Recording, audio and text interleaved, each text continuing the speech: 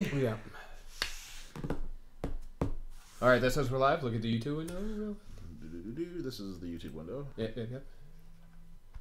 And we're live. Okay, We're live. We're actually live. We're live. We're live right now. What up, nerds? We're live right now. It's Lester and Nick. I'm Nick. He's Nick. You know me. And probably. I mean, you've seen him. You've seen me around. If you've watched the channel at all, ever. Ever. You've probably seen him at least 9,000 times. Maybe more. Maybe more. It's almost like we know each other or something. All right. So, what are we doing tonight? We're talking about codices. Yeah. Or codexes. I don't know. I like to say codices. It sounds right to me. Codices sounds right to me too. We We got 4 of them that we're talking about tonight, right? Yeah. We got 4. Tyranids, Astromilitarum, Chaos Space Marines, Filthy Heretics, and regular Space Marines, which we're talking about last because it came out the first out of these. I actually think we ended up choosing opposite order. Yeah. And it's weird that we said that entire sentence completely in sync. We've known each other for a long time. Too long. Yeah. Who are you again? Okay. What are you doing in my living room? Or my basement, I should say? Yeah, well, I guess it's not really a basement. I think everybody's figured that out by now. Probably. So, I'm sitting here and I'm staring at Codex Tyranids, right? And if you've been watching the channel, you've probably seen... Well, we didn't record your game with... we didn't record my game with High Fleet Radical. With High Fleet Radical, but I but recorded mine. And the old internet saw me lose while being 150 points down or up. Yeah. Straight up. I had exactly the same number of points as High Fleet Radical, and I actually I still have my list. Oh, see, I don't. I got rid of it. I was like, no, this list sucks. Granted, I was probably a little sad at the time. I don't think that list actually sucks. I would probably run it against you at some point and kick your ass with it. So we did a 1,500 point game. Oh, okay. Yep. And I got shredded. Yeah. Okay. So let's take some minutes and do you remember like what really like beat your ass when you were playing? Stealers. Gene Stealers. Gene Stealers. All right. Gene Stealers. Okay. Oh my god. Yeah. Gene Stealers. Okay, so if you don't... And their weird drop pod thing that I don't remember the name of? Tyrannocyte. Yeah. Okay. So, their abilities that they have with that, and the amount of guns that's on that thing. You know, yeah. Wow.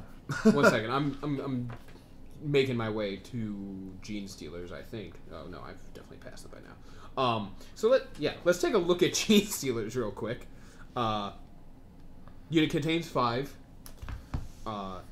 Can have up to 15 more, right? Yeah. So you can get up to 20, and I have found personally that 20 is like a crazy breaking point,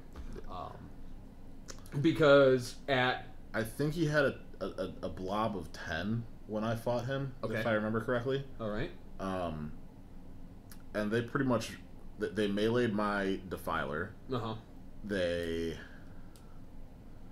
What else did they melee down? They meleeed my Defiler down. They They didn't melee my Bikers. The Bikers got taken down by the Tyrannocyte. Right. Interesting. Well, they got taken down by the Tyrannocyte, and it just has so many guns. One of his HQs. Yeah. But yeah, the G-Stealers took that. They took down one of my groups of cultists. Yeah. Which... Whatever. Space Marines and a Rhino. Oh my god. So, like, one group of Gene Stealers murdered basically your whole list? Like, half of my list, yeah. So, the thing that gets me about Gene Stealers is the... So, okay, I'm going to start at the beginning. They have 8-inch movement. Yep. So they're fast. They're fast. They're really fast. 3 up weapon skill. 4 up ballistic skill. Not that it matters, because I don't think they even have... Oh, they can have flesh hooks, which is a 6-inch assault 2 gun, but... Oh, it can be fired within 1 inch of an enemy, so they can get a couple more attacks in. What's the point cost on it? Does it give that to you? It doesn't say it right here. Okay. I would have to flip to the back of the book, but yeah, I don't feel like flipping all that much. All right, so the 4 up ballistic skill, strength 4, Toughness 4, 1 wound, 3 attacks each. Ugh. Leadership 9, not that it matters much for Tyranids, and a 5-up normal save. That doesn't actually sound super bad. It doesn't, but they're until they start rolling 6s. Until right when they're wounding. Yeah, so this is where they get bad, right? Is they are they're equipped with rending claws. They automatically come with rending claws. No points spent, right? Yeah. So then they're strength 4, AP -1, damage 1. Still sounds fine, but each time you make a wound roll of 6 up, it's resolved with an AP of -4. So for the most part, right? Unless you are Terminators and have a 2-up save, if the Gene Stealers roll 6s on you in the wound rolls, you die. Like they just get you, and there ain't nothing you can do about it. And okay, yeah. So, sorry. Mm-hmm. The flesh hooks, they can also bring an acid maw, which I'm not sure exactly what it is, but I'm gonna take a look at it real quick. It's strength user, AP -3. Okay. Damage 1. Yeah. No special thing. They can only have one individual member of that unit. Yeah. With a flesh hook. Okay. Per 5. Okay, so they can have up to 4 in a unit. They can have up to 4 in a unit. Guys. Yeah. Yeah. Yep. So, but even still, a blob of 10 of them is 120 points. Oh, right. So you add 4 points. Yeah. Onto that for yeah 2 of them to be shooty. If you want, I mean, you don't really need it. It's only a 6-inch range anyway. Yeah. But they're so good. What really gets me is Swift and Deadly, where they can charge even if they advanced during their turn. Yeah. And also they have a 5-up invuln. Yeah. For their lightning reflexes. So they can buy the extended carapaces, and it gives them a 4-up instead of a 5-up regular armor save. Which I believe... Mm-hmm. I think Eddie did that when I fought him, but I'm not 100% sure on that. I mean, but they lose... So the thing is, they lose Swift and Deadly doing that. Oh, then he definitely didn't do that. Yeah, because it doesn't... It's just a bad idea. Yeah. Like, it's just legitimately a bad idea. They have an invuln too, right? What's their invuln? 5-up. 5-up. Yeah, so they've got a 5-up invuln and a 5-up armor. Yeah. Like, there's no point really. There's no point of improving it to 4 when so much stuff in 8th edition is AP -1 at the very least, or AP -2. Yeah. It's just doesn't make point. Yeah, because Gene Stealers are going to eat heavy bolters all day. Yeah. All day. But the thing that makes them really extra bad is the Broodlord. Yes. He also had... let's look at his stats. 8-inch movement. Yep, so he's just as fast. Just as fast. 2-up weapon skill. No ballistic skill. Strength 5. Toughness 5. 6 wounds and 6 attacks. Leadership 10, not that it really matters because of synapse. And a 4-up save. He also has lightning reflexes, so a 5-up invuln, Swift and Deadly, and you add 1 to hit rolls in the fight phase for Gene Stealers. Yeah. Within 6 inches of the Broodlord. That it's just so nasty. It's just so nasty. Combined with so he is. He comes with monstrous rending claws. He has no options, right? He just comes with monstrous rending claws. Which are strength user, in this case, strength 5, AP -3, damage 3. But then you can reroll failed wound rolls for it, and each time you do a 6, it's resolved with AP -6, no save unless it's an invuln, and a damage of 3. So, and the nice thing about that too is, so because he's also got Swift and Deadly, so. A nice little thing you can do there is, charge in with your Gene Stealers. Yep. And tie something up in melee. Yep. Draw the Overwatch. Yep. And then charge in with your Broodlord. Yeah. And you're just wrecking something. Yeah. You're just wrecking. Like, absolutely. Like, honestly, a blob of 10 to 20 Gene Stealers plus that, it's probably going to shred most Lords of War even. It's gonna fuck them up. Yeah. Or excuse me, it's gonna mess them up for sure. I'm just trying to keep the swearing down a little bit. Just a little bit. But I mean, I feel like it's so okay. Now that messed you up pretty good. It did. It did mess me up. I did a lot of work on the Gene Stealers because I had a Lehman Russ Punisher, who was a command tank. Mm-hmm. So with the buffs to the Lehman Russ, with grinding advance, which I want to talk about when we get to Astra Militarum. Yep. Holy crap! Can that thing just chew through some infantry? Yeah. Right? But with like 2 turns of shooting, I still only reduced the unit down to 5. And then let's talk about Hive Fleet adaptations real quick. Okay. Which here's the thing: when I fought him, he didn't have access to these. Oh yeah, it was the day before he got the Codex. Before the Codex came out. Yeah. So I fought him before Hive Fleet adaptations, and I feel like most of the reason why I lost that game was. Well, not most of, but a big portion of it was errors that I made. Right. I brought a whole bunch of flamers. Oh. Which honestly wound up not doing as much as I thought they were going to do. Okay. Yeah. Like they were still really good. Like my Defiler did a huge, took out a huge chunk of the Gene Stealers before they even got up to him. Yeah. My bikers got shredded before they had the chance to use their flamers, sadly. And I think in hindsight, I maybe would have brought another flamer somewhere else here or there. Yeah, that might have helped. Just having more shots would have been better. Yeah, right. The more shots you can throw at these things before they get into melee, the better off you're going to be. Do it 100% of the time. Yep. 1 second. We got a comment here. I think it just says, "What up, Lester?" It says, "What up, Lester?" Hi, Frank. Hi, Frank. You don't have to type anything. I'm typing it. Why are you typing? I'm typing it. Oh my god. Okay. Well, while he's typing that, I'm going to talk about a couple of the Hive Fleet adaptations, and they're great, right? And this is generally where the meat of armies is in these things like Hive Fleet adaptations, regiment traits, or chaos legion traits, or chapter tactics. Yep. And I think it's really cool that like pretty much every force is getting a version of this. Yeah. Although I was looking through Codex Grey Knights when I was at the friendly local game store, who will go unnamed until they give me money. I'm lying. I'll probably name them at some point. We might even do something in there if we get permission. It'll be cool. And it's really, but Codex Grey Knights didn't have something like this. Yeah. They basically just have their own chapter tactics, like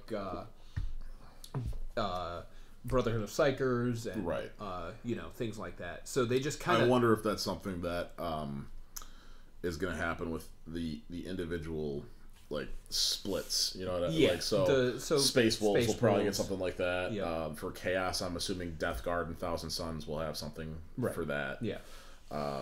Yeah. Exactly. I'm really expecting that as well. Hey Frank, if you're still there, or can you just tell me how the audio is? Audio's good? Just let me know. Yeah. It's not a big deal. We can see that we're catching audio, but we just haven't used this mic before. Or this camera, but I can see what the camera's doing. The camera's looking good. Yeah, camera looks great. Okay, so what other Hive adaptations do for them then? Okay, so Hive Fleet Behemoth has hyper aggression. They can reroll failed charge rolls. Okay. And as usual, which is super big for bringing a couple blobs of Gene Stealers. Oh man, right? Coming in from Tyrannocytes, that 9-inch charge suddenly re-rolling, and it's not so bad. There's a note which is interesting to me as well. Hive Fleet adaptations: if the army is battle forged and all units in the Tyrannid detachments gain a Hive Fleet adaptation, so long as every unit in the detachment is from the same Hive Fleet, that's typical. Yeah. But it's so it's all units, right? Oh. So, which is interesting because Space Marines and Chaos, yep. It's it's infantry, bikers, and dreadnoughts and or Hellbrutes. Yes. Not any of the vehicles. I guess I think everything in here. If I remember correctly, I think HQ choices get it as well. Well, they're probably infantry. Yeah, for the most part. So if say I brought like an Ultramarines Rhino Primaris, he's not getting the Ultramarines chapter tactic. Right. Right. Even though it's an HQ choice, but it's a vehicle. Yeah. So it just won't get it. Yeah. But anyways, questing tendrils for High Fleet Kraken. When a unit with this adaptation advances, roll 3 dice instead of 1, and pick the highest to add to the move characteristic. Yeah. So roll 3, drop the lowest 2, and they can also fall back and charge in the same turn. Which is nasty. Really nasty for messing up the just totally messing up the sequence of combat.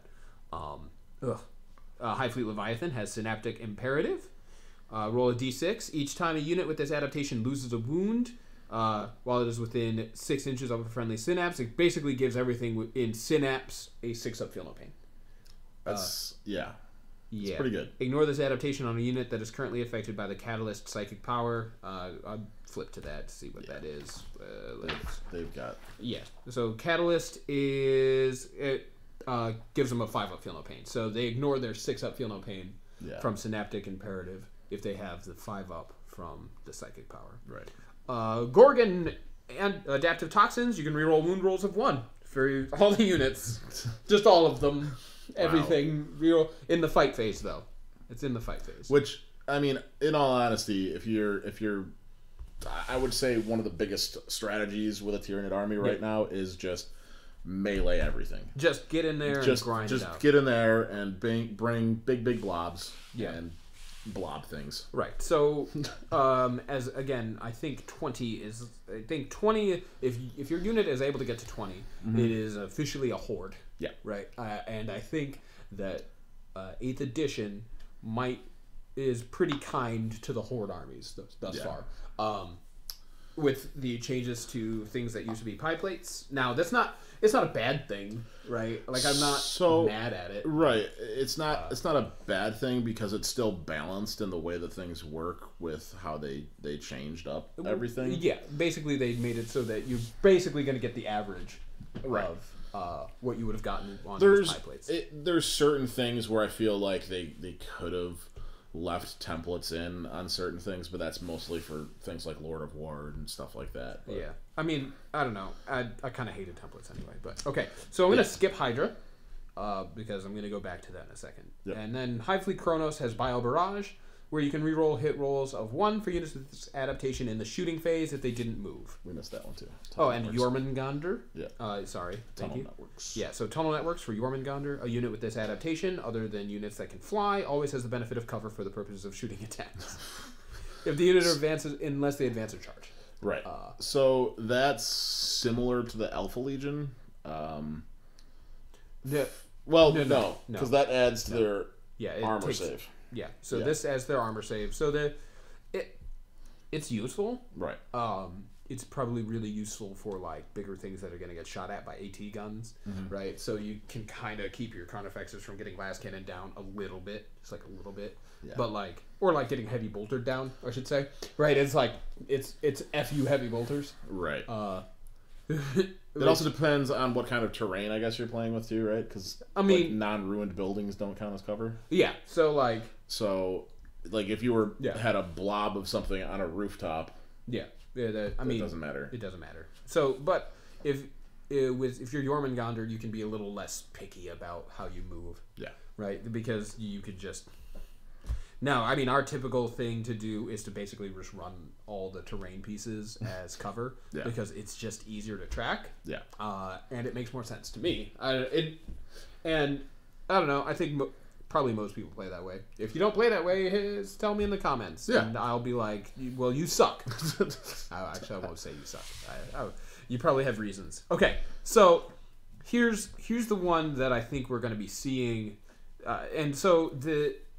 And like, I hate to say it. Mm-hmm. I hate to say that anything is significantly more powerful than any other thing, right? Because it's all about play styles, right? But when you are looking at play styles and when you are kind of analyzing what the features of the army are, right?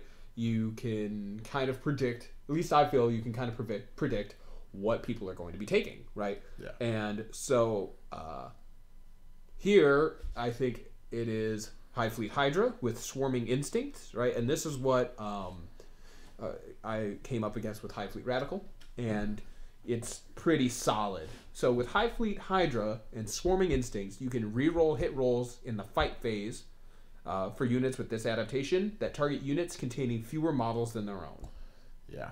So if the Tyranids outnumber you when they're from High Fleet Hydra, or I should say High Fleet Radical,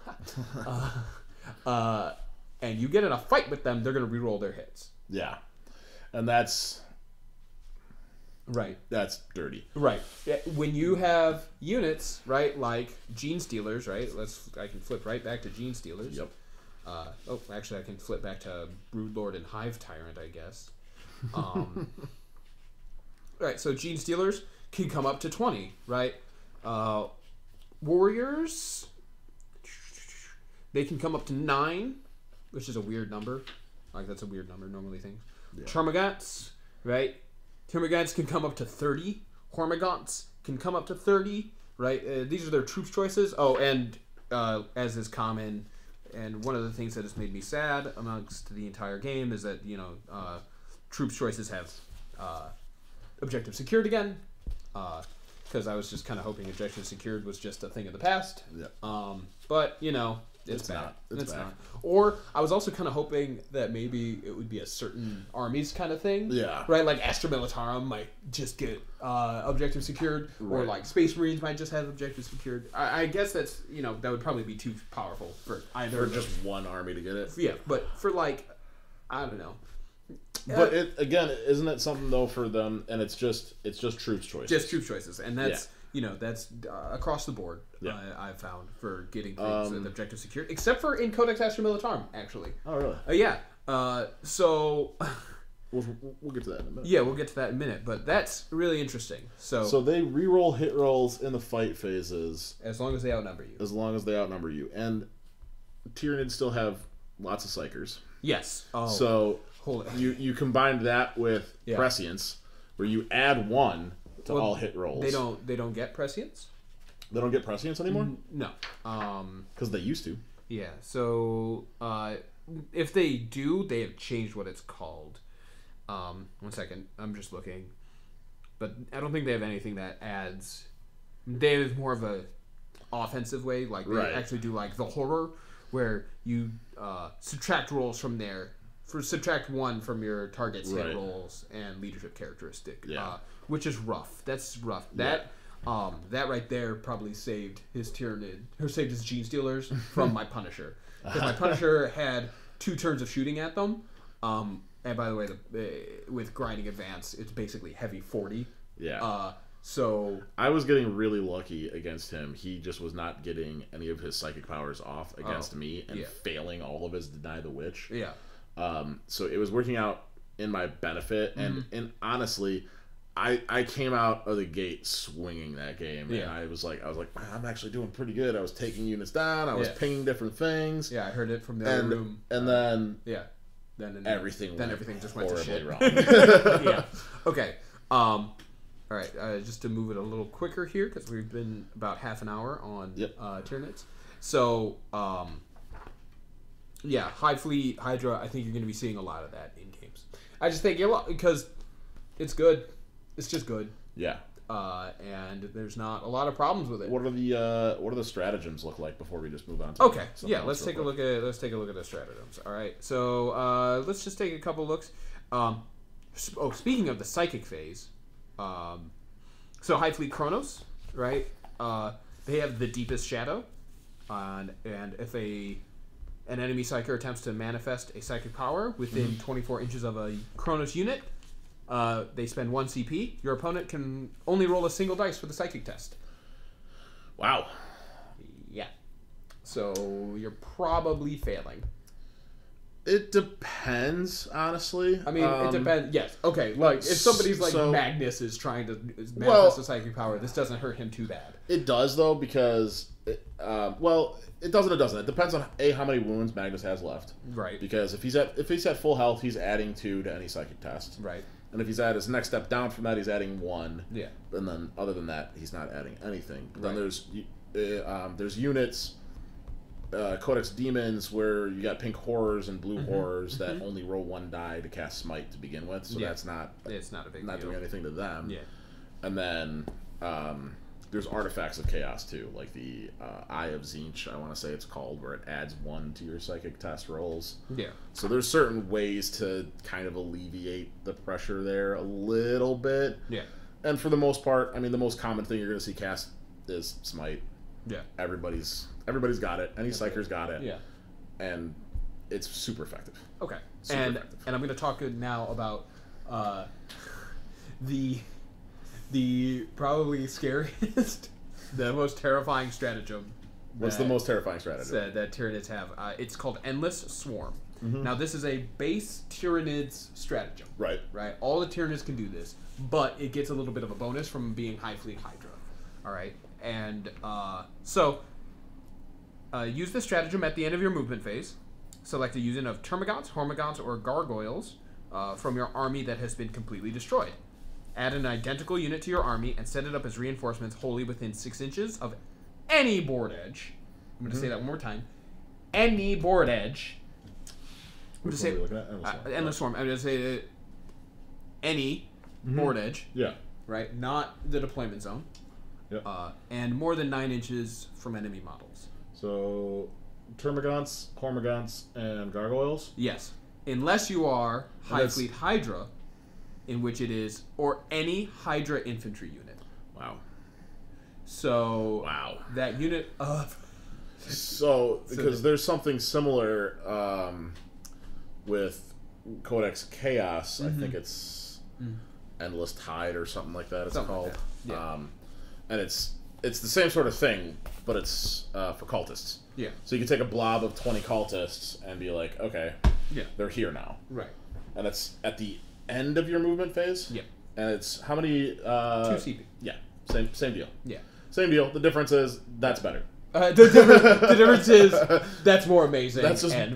more. That's just better. You can if you're Hydra, it just says so any model with the or any unit with the infantry keyword is now all up in your face, all over there, right? And and in some cases, that's them going, okay, hey, this is the end of the movement phase. We're right here. Well, so like we're almost on this objective. Hold on. The unit has to be totally destroyed. Oh, okay. So that's a little bit different. You have to kill them all off. Right. So like I don't know. Let's say you spent 3 turns of shooting, getting rid of 20 Gene Stealers. That's more balanced. Yeah. I feel like because you have to destroy. You have to completely destroy the whole unit. However, that's interesting to me because and it sets up that unit again. Yeah. Right? So that's interesting to me. As a note, it does take reinforcement points. Right. Okay. Just right. All of these things take reinforcement points, even though they kind of don't say it in their codices because they were kind of written, and then later people were like, guys, this needs to take reinforcement points, and they were like, yeah, you right. So what's cool about that though is it almost makes it so that like you don't want to wipe out that unit. Right. Exactly. So, like, you want to bring that unit down to 1. It's like, okay, I'm going to take out 19 of these guys and then just leave you. And then just run. Yeah. You get the F out. Or even taking out 15 of them. Right. Gene Stealers have the infantry keyword, I believe, right? Yes, they do. There's so much stuff has it. Like that's just like, hey. Yeah. Remember that blob of 20 Gene Stealers you just killed? Yeah. Guess what? They're back. They're back, and they're mad. They're really mad. They're really mad now. They're so fucking mad. Remember that objective point you used to have? It's gonna be mine now. It's mine now, right? Because their objectives always kind of end up on the edges of things. They end up in places that are easily accessible. Tyranids is definitely a force to look out for. Yeah, I think for sure. Also, as a note. Not that any force is or any army is better than any other one, but so as a note, things like I don't know, unless you're playing salamanders. I mean, we'll get to that. So as a note, things like where is it? Like a Tyranid Prime is infantry. Yep. The Broodlord is infantry. Yeah. Right. So it can also be a good way to take like, yeah. oh, they managed to snipe out one of my HQs, one of my synapse creatures, and are trying to like run me out of synapse. And well, they're back. Yeah, and that's cool. And especially for High Fleet Hydra, who are just bringing things back. They just bring stuff back. And I do like that it costs 2 command points. 2 CP? Yeah. I mean, I don't know. Like, I think it could almost cost 3. I actually think it should cost 3. Because of the... just because of the any board edge part. And maybe it got eroded, I don't know, into being 3 at some point. But it probably didn't, because it's brand new. This is a pretty brand new codex. It's pretty this is the newest codex we have. So yeah. All right. I think that's a good enough preview. I think that's pretty decent. Yeah. If you like monsters and you like your opponent being terrified, Codex Tyranids is for you. For you. Yeah. Are you? I mean, you know. Okay. Codex Astra Militarum. Let's talk about this. Yeah, I love them. I love the guard. So one thing, really wish they were still real quick too, and this is something that we can talk about. One of the things that High Fleet Radical did to me. He took some. Oh, hey, he took some guardsmen. He took some guardsmen because they can do that now. Yeah, and that's a really scary thought. That's from Gene Stealer cults. Yeah, that's super terrifying. You know what else is scary is that Gene Stealer cults is getting its own codex. So, I don't know when, but you know.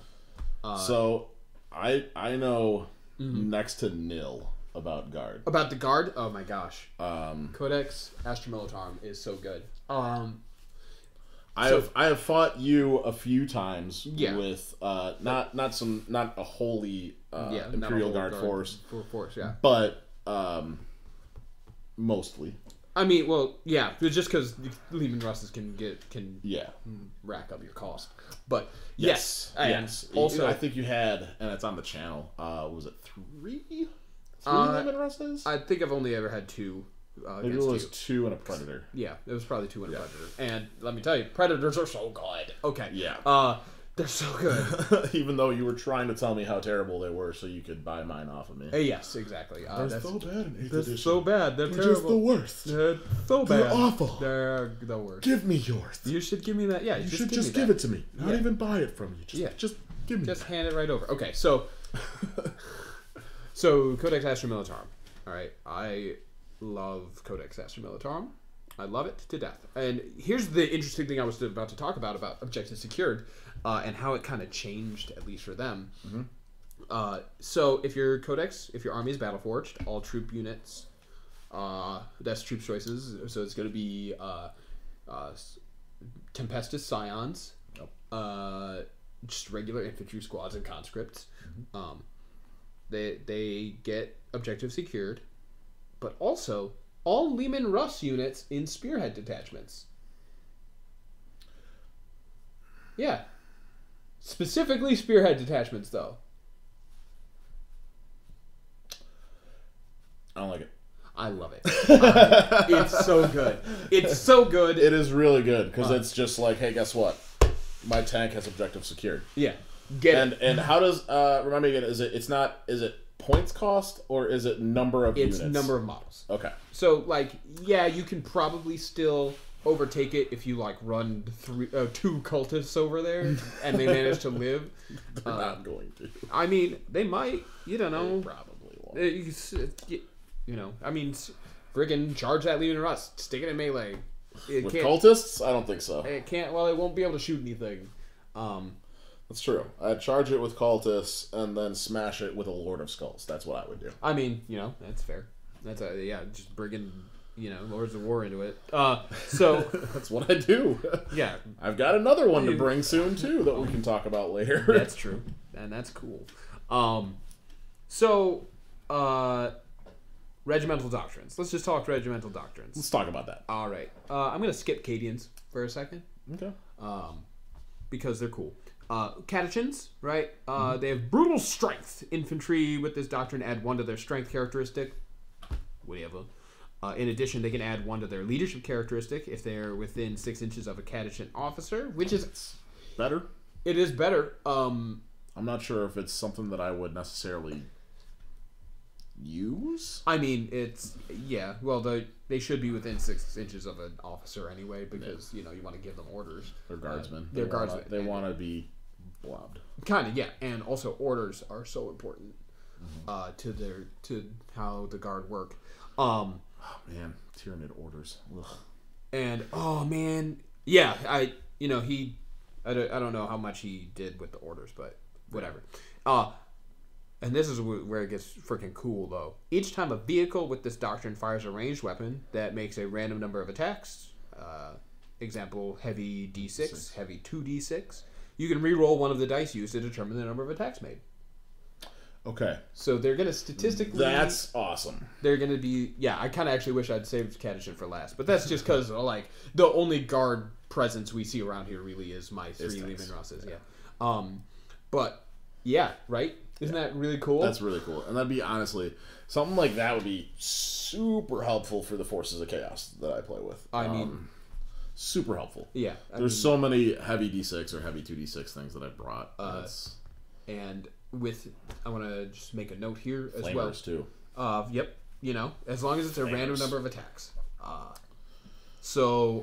hit, reroll if you don't like the number of attacks you got. But it's you have to take the second roll, right? Not take the higher one. Yes. You have to take the second one, even if it's worse. But flamers, right? Which I think is really Catachin flavor, because Catachin is kind of the Vietnam force, which is why it's interesting they get one more leadership from their officers when you think about how a lot of the officers were. That's a totally different topic, though. That's a totally different topic. Okay. But I just want to make a note here of Catachin, Lehman Russes, and Grinding Advance. Yep. In which they'll get to fire their turret gun twice if they move less than 5 inches in the movement phase. Just heavy D6. Oh, I rolled a 1. I don't like it. Re-roll that. Yeah. And then heavy D6. Oh, I rolled a 2. I don't like that. Re-roll it. Yeah. And that's the number of attacks that's going. Now, Grinding Advance does say that you have to fire at the same target. Right.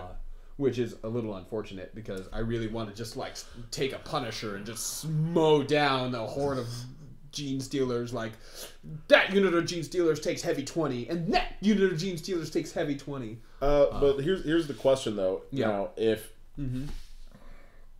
What happens if you use Grinding Advance... Yeah. And you target a unit of Gene Stealers for your first attack. Yep. And you wind up wiping it out. Then you just don't get a second attack. It's just gone. That's unfortunate. I mean, it is unfortunate, but hey, you wiped out that whole unit, so you did it to yourself. I mean, is that really a loss at that point if you wiped out an entire unit of Gene Stealers with an attack? It is not. One attack? That's next to unheard of. But I mean, you know what? It could happen. The dice, math says that sometime, somewhere, it's going to happen.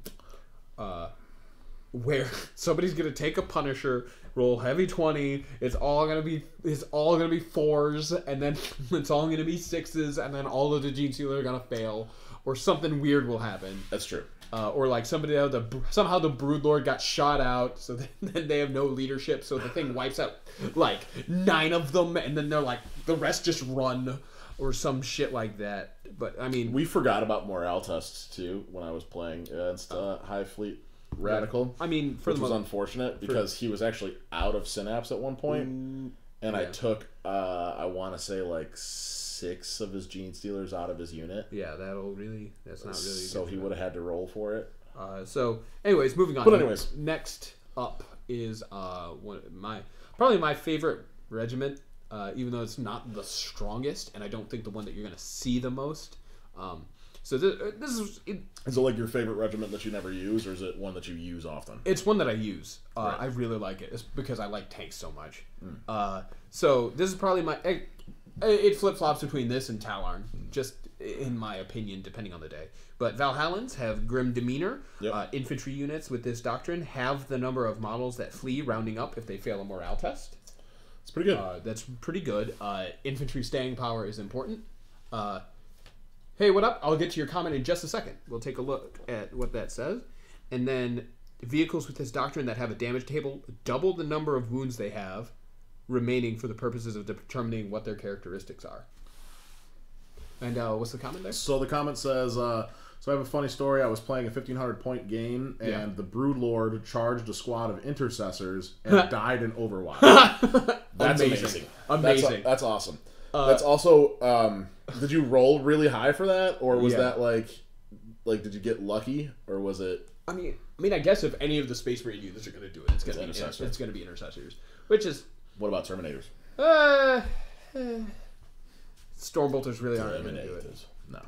So the thing about the intercessors, that is their bolt rifles are really good. Yeah. Yeah, they're really good. You don't bring them as often. You were bringing them for a while when the first Index came out. When 8th edition first started. Well, yeah, because they were brand new and I was trying to get viewers, so I was like, hey, look at the Primaris stuff. Look at it. Yeah. But I don't think you said you didn't like them really at one point. I didn't like them at first. What's the... It says both rolling high, and I had Azrael with them. Oh, okay. That'll do it. All right. That'll do it. Yeah. Okay. So, Azrael, are you excited for Codex Dark Angels? Because I think I've heard rumor that Dark Angels and Blood Angels are next. I think so. You know what? I'm kind of jazzed to see it. I'm kind of jazzed to see it. Anyways, while you respond, so Valhallan, again, the vehicles double the number of wounds they have remaining for the purposes of determining what their characteristics are. So, the mighty Leman Russ, it does not care about the wounds it's taken until it's almost dead. Yeah. It just sits there and is fine forever. And if it's like especially if it's a tank commander, oh my gosh, where he's did that to me. Did I do that to you? You did that to me. You did Valhallan Leman Russ with a tank commander. With a tank commander. And it was, you still lost. I mean, yeah. But I also did have a Lord of Skulls. Right, yeah. So I had a bigger tank. Yeah. That happens. With a big axe. With a big axe. The big axe. Yeah. But yeah, that not stratagem, but that doctrine is... It's good. It's good. It's just good. It's good. I like it a lot. I really like vehicles, and I really like mechanized combat. High value doctrine there. Yes, that is. And, alright, next is Vostroyan with heirloom weapons. Units with this doctrine can add 6 inches to the maximum range of heavy or rapid-fire weapons they fire, which would normally have a range of 24 inches or more. What'd you say? Very excited, and there was a big rumor that the Lion was coming out, but I have a friend that works for GW, and they said it's just an office joke at this point, sadly. Oh. I was really thinking, because Primarchs are just coming up. Yeah. Just coming back. Magnus! Rabute Gilliman! Woo, Magnus! Mortarion, they're just like, here's Primarchs. Chaos, with Chaos having kind of a lead on that at the moment. Yeah. I was really thinking that Lionel Johnson was going to be coming back out with that'd be cool. Dark Angels. I mean, it'd be cool. It would be cool. And I feel like it's something that should be looked at eventually by Games Workshop. It'd be really cool. What is if he had the falling keyword? Oh, that'd be really, really cool. Right? I'd really like that. You know what? I would really like that. I would like that too. I would, especially because it really plays into the lore of the Dark Angels and nobody really knowing whose side they're on. It's the fluffiness that I really like. And especially because I'm trying to find the point of Cypher and the Fallen, and I can't find it. And that's kind of funny because it's in the lore as well. And this is goddamn it. God damn it! God damn it! We're with you. What's that name? What's the name there? ProgerNet. ProgerNet. All right. Yo, ProgerNet. Thanks for stopping by. Thanks for watching. Thanks for participating. Absolutely. Just stay in the basement. Feel free to join in. Yeah. Okay. So Vostroyan with the heirloom weapons. That's really cool. Because changing the range on things that are rapid fire makes them even more dangerous.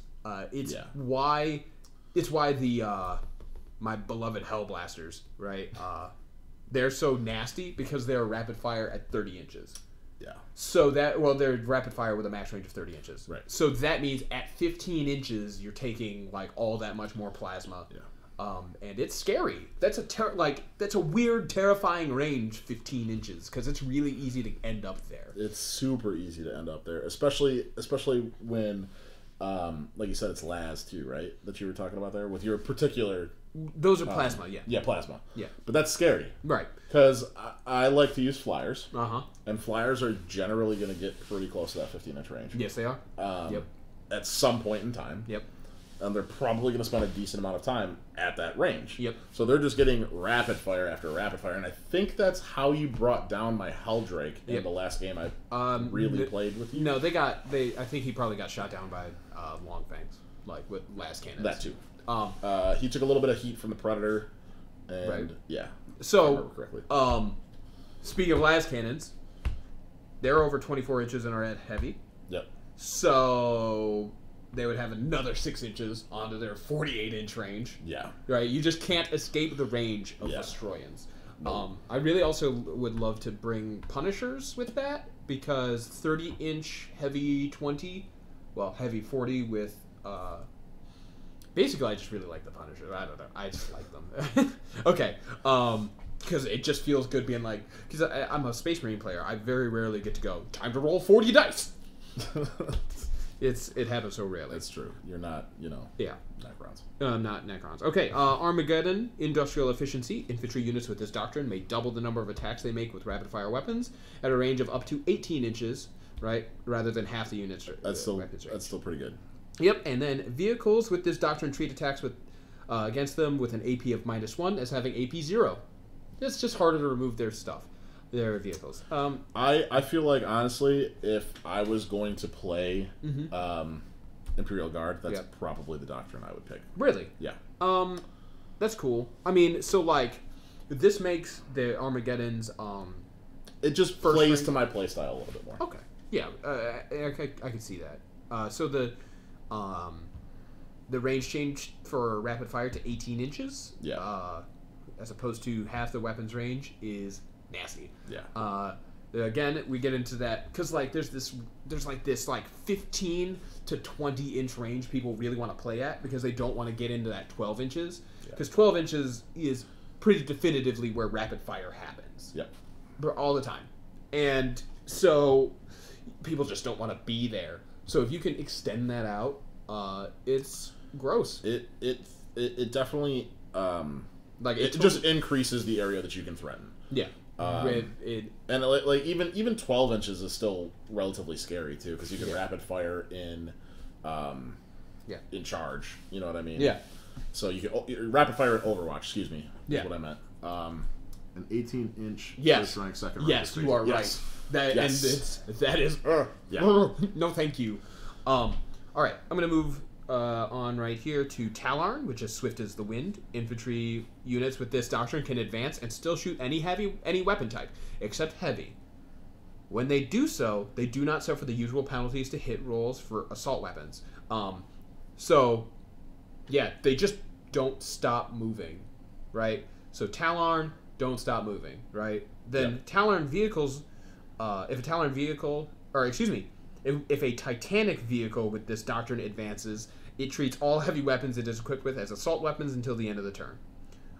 And vehicles with this doctrine do not suffer the penalty to their hit rolls for moving and firing heavy weapons, right? So they just don't stop.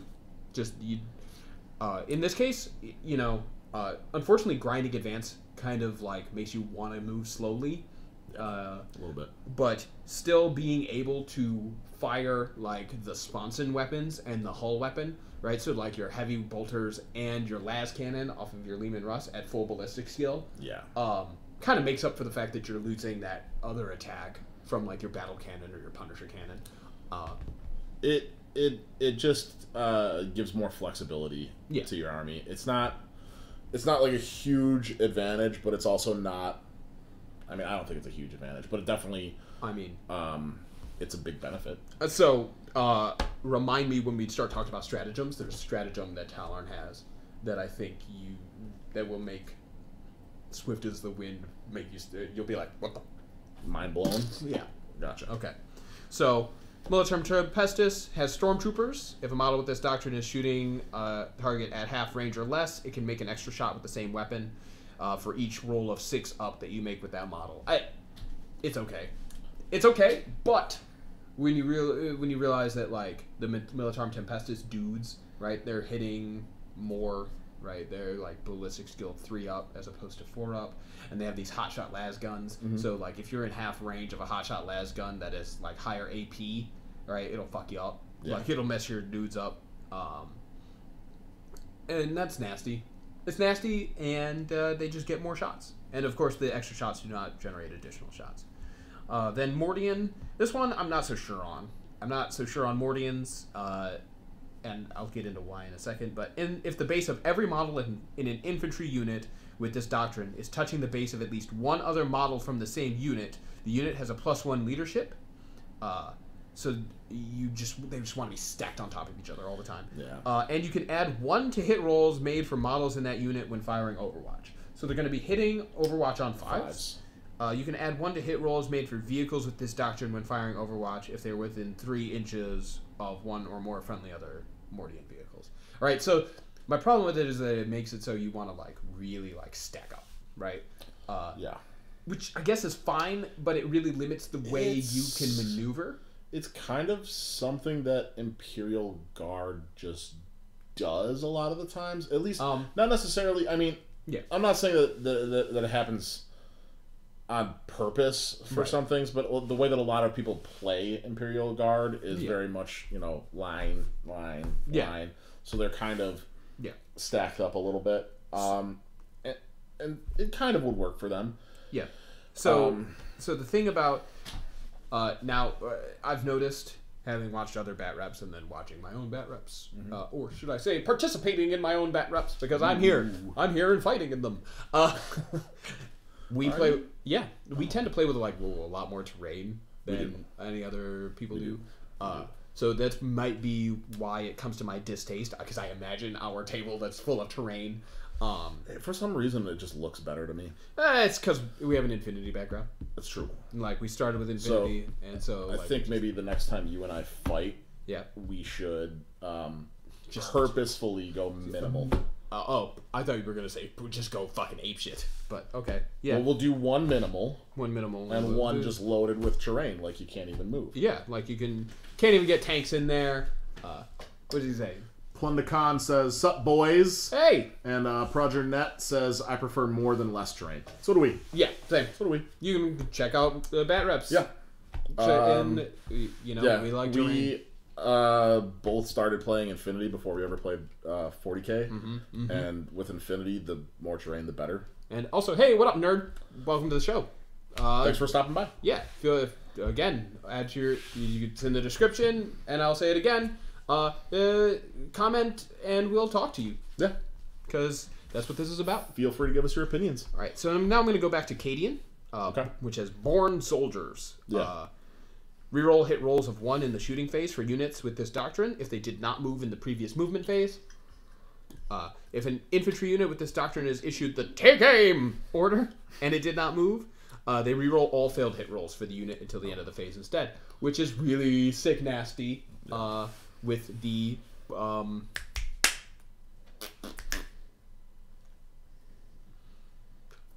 first rank fire, second rank fire. There you go. Yeah. Sometimes I can't think, right? So before we move on to stratagems or anything like that, what is, if you had to pick out one unit from Imperial Guard, like one standout unit? One standout unit? Okay, so because we kind of did that with Tyranids. With the G Stealers. Yeah,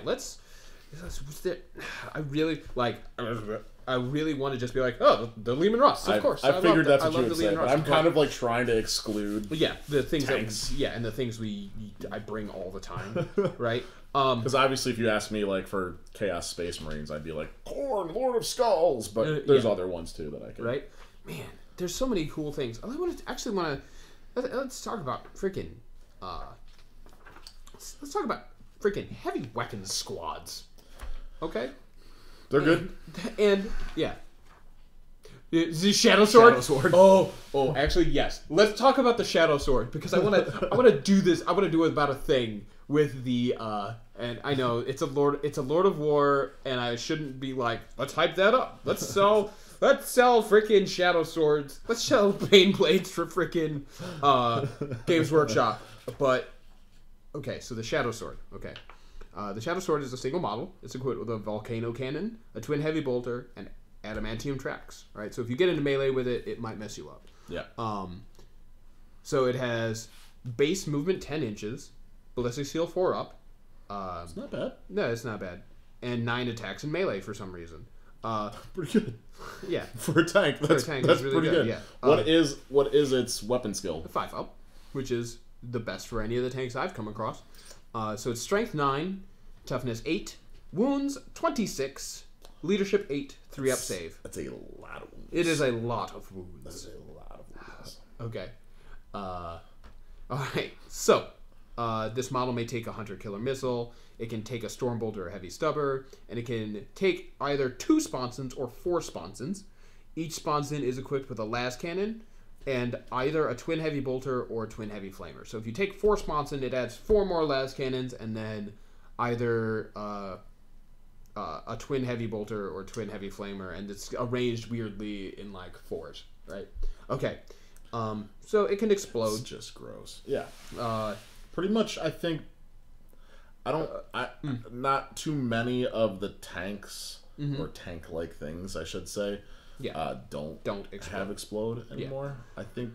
So if it's the Tyranid stuff that is tanky doesn't. Yeah, it does have a version. It's called something else and kind of Splat. It's called Splat. It's not called Splat, but it is called something that's like representing of it flailing around. Okay, so flailing around in its horrible death throes.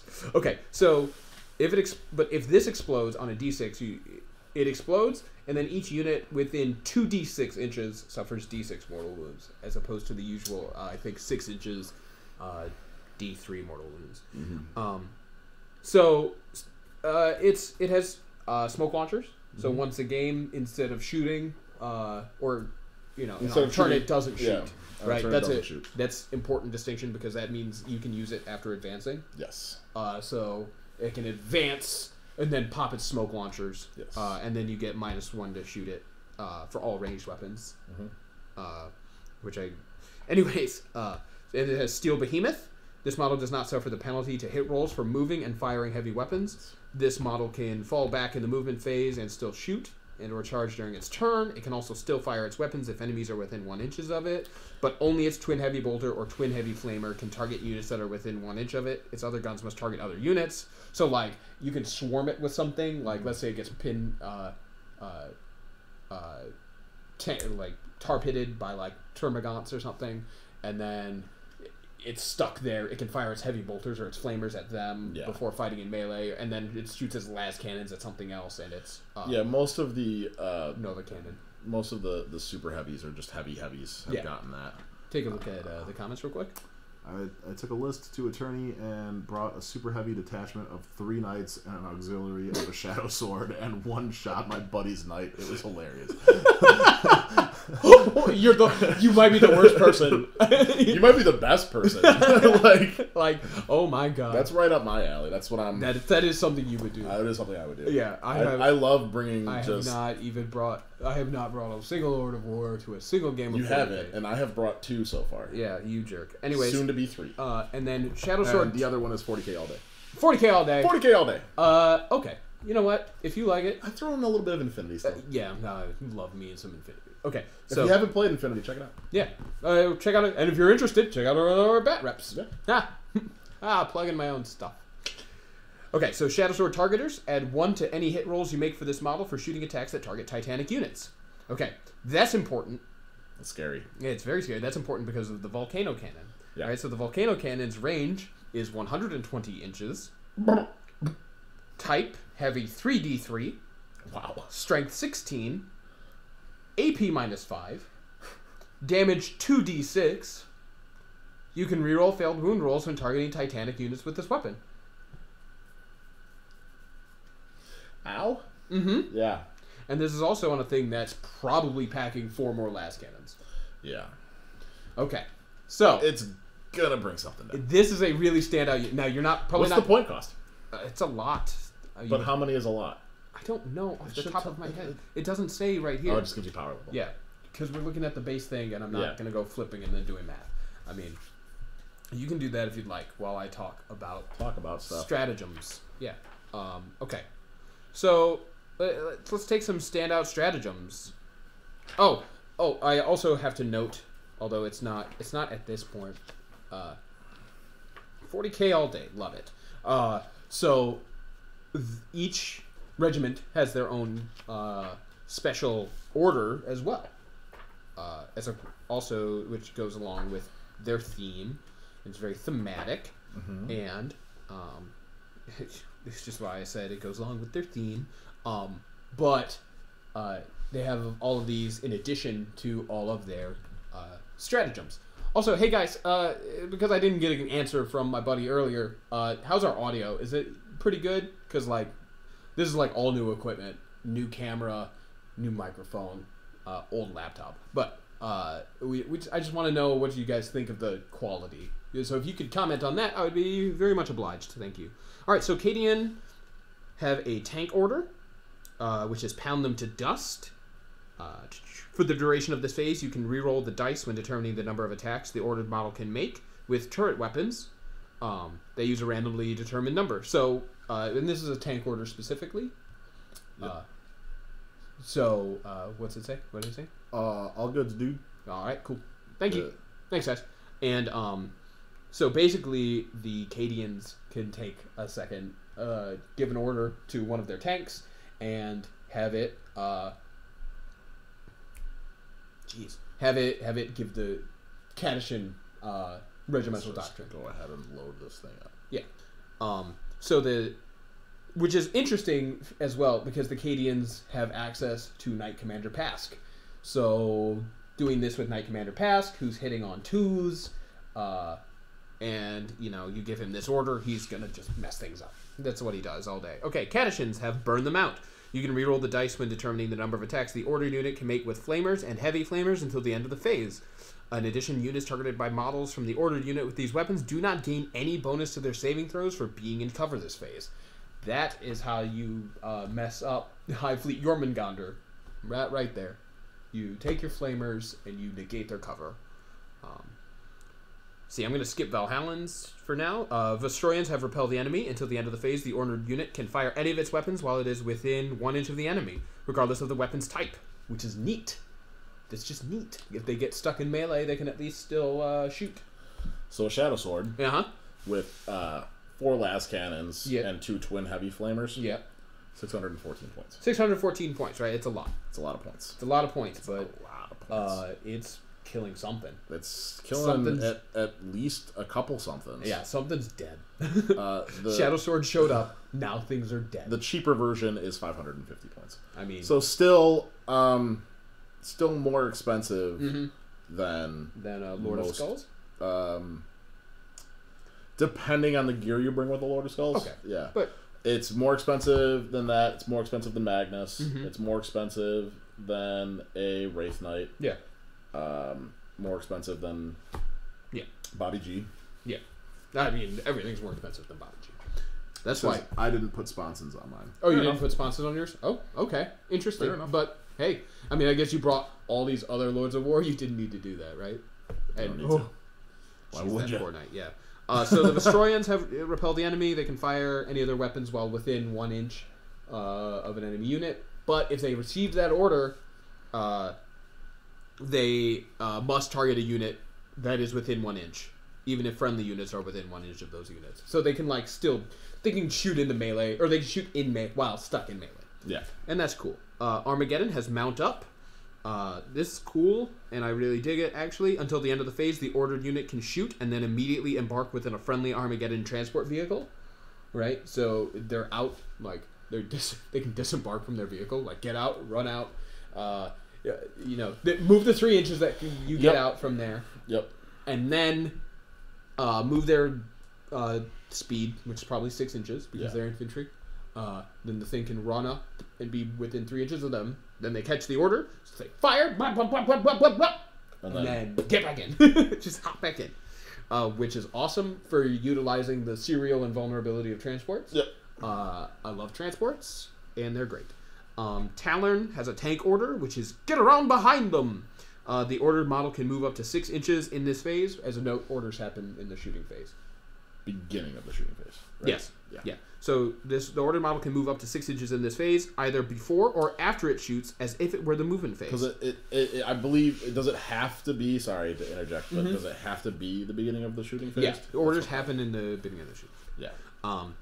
So the ordered model, I mean, I keep messing it up because, I have problems. Right. And I'm typically running them and Space Wolves, so I have a lot of rules going through my stupid head. That's why I don't generally like to combine. It's just such an interesting idea. I really like the idea, and it's and also worked out for you on a few occasions. Yeah, and when it works out, it feels really good. Yeah. Okay, so get around behind them. The ordered model can move up to 6 inches in this phase, either before or after it shoots, as if it were the movement phase. This does not affect how far the vehicle has moved for the purposes of determining how many times it can fire its turret weapon for grinding advance. So a Talarn Lehman Rust, right? We'll say it's a Lehman Rust Punisher because it's my favorite. And let's say it's a commander for whatever reason. I don't know. It can come it can sidle 5 inches out, or less than 5 inches out. Fire a heavy 40, right?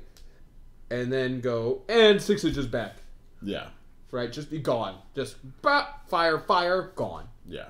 And that's awesome.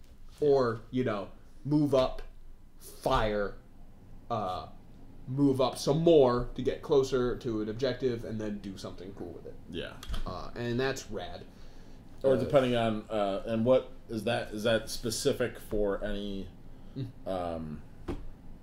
regiment that you're bringing? Yes, these are specific orders. This is Talarn order. Okay. And remember, I want you to remember that we're going back to Talarn because I want to talk about their stratagem. Right. Especially in regards to the Shadow Sword. I just want you to... Let's keep those in mind. Okay. So Militarum Tempestus, Elimination Protocol Sanctioned. Which, I don't know, sounds so silly. You can reroll failed wound rolls for models from the ordered unit when attacking any enemy vehicles or monsters this phase. It's just useful. Useful for killing vehicles, useful just for shooting out big things, crushing them, whatever. Yeah. Getting rid of them. Yeah. Okay. And then Mordians. This is another one of my favorites. Form Firing Squad. Until the end of the phase, the ordered unit can target characters with their rapid-fire weapons, even if they are not the closest enemy unit. We're just going to shoot that guy out. That would have been really handy for me on a few occasions. I bet, yeah. More than a few. And then, going back to one of my favorites, because Valhallans, I like them a lot. Fire on my command.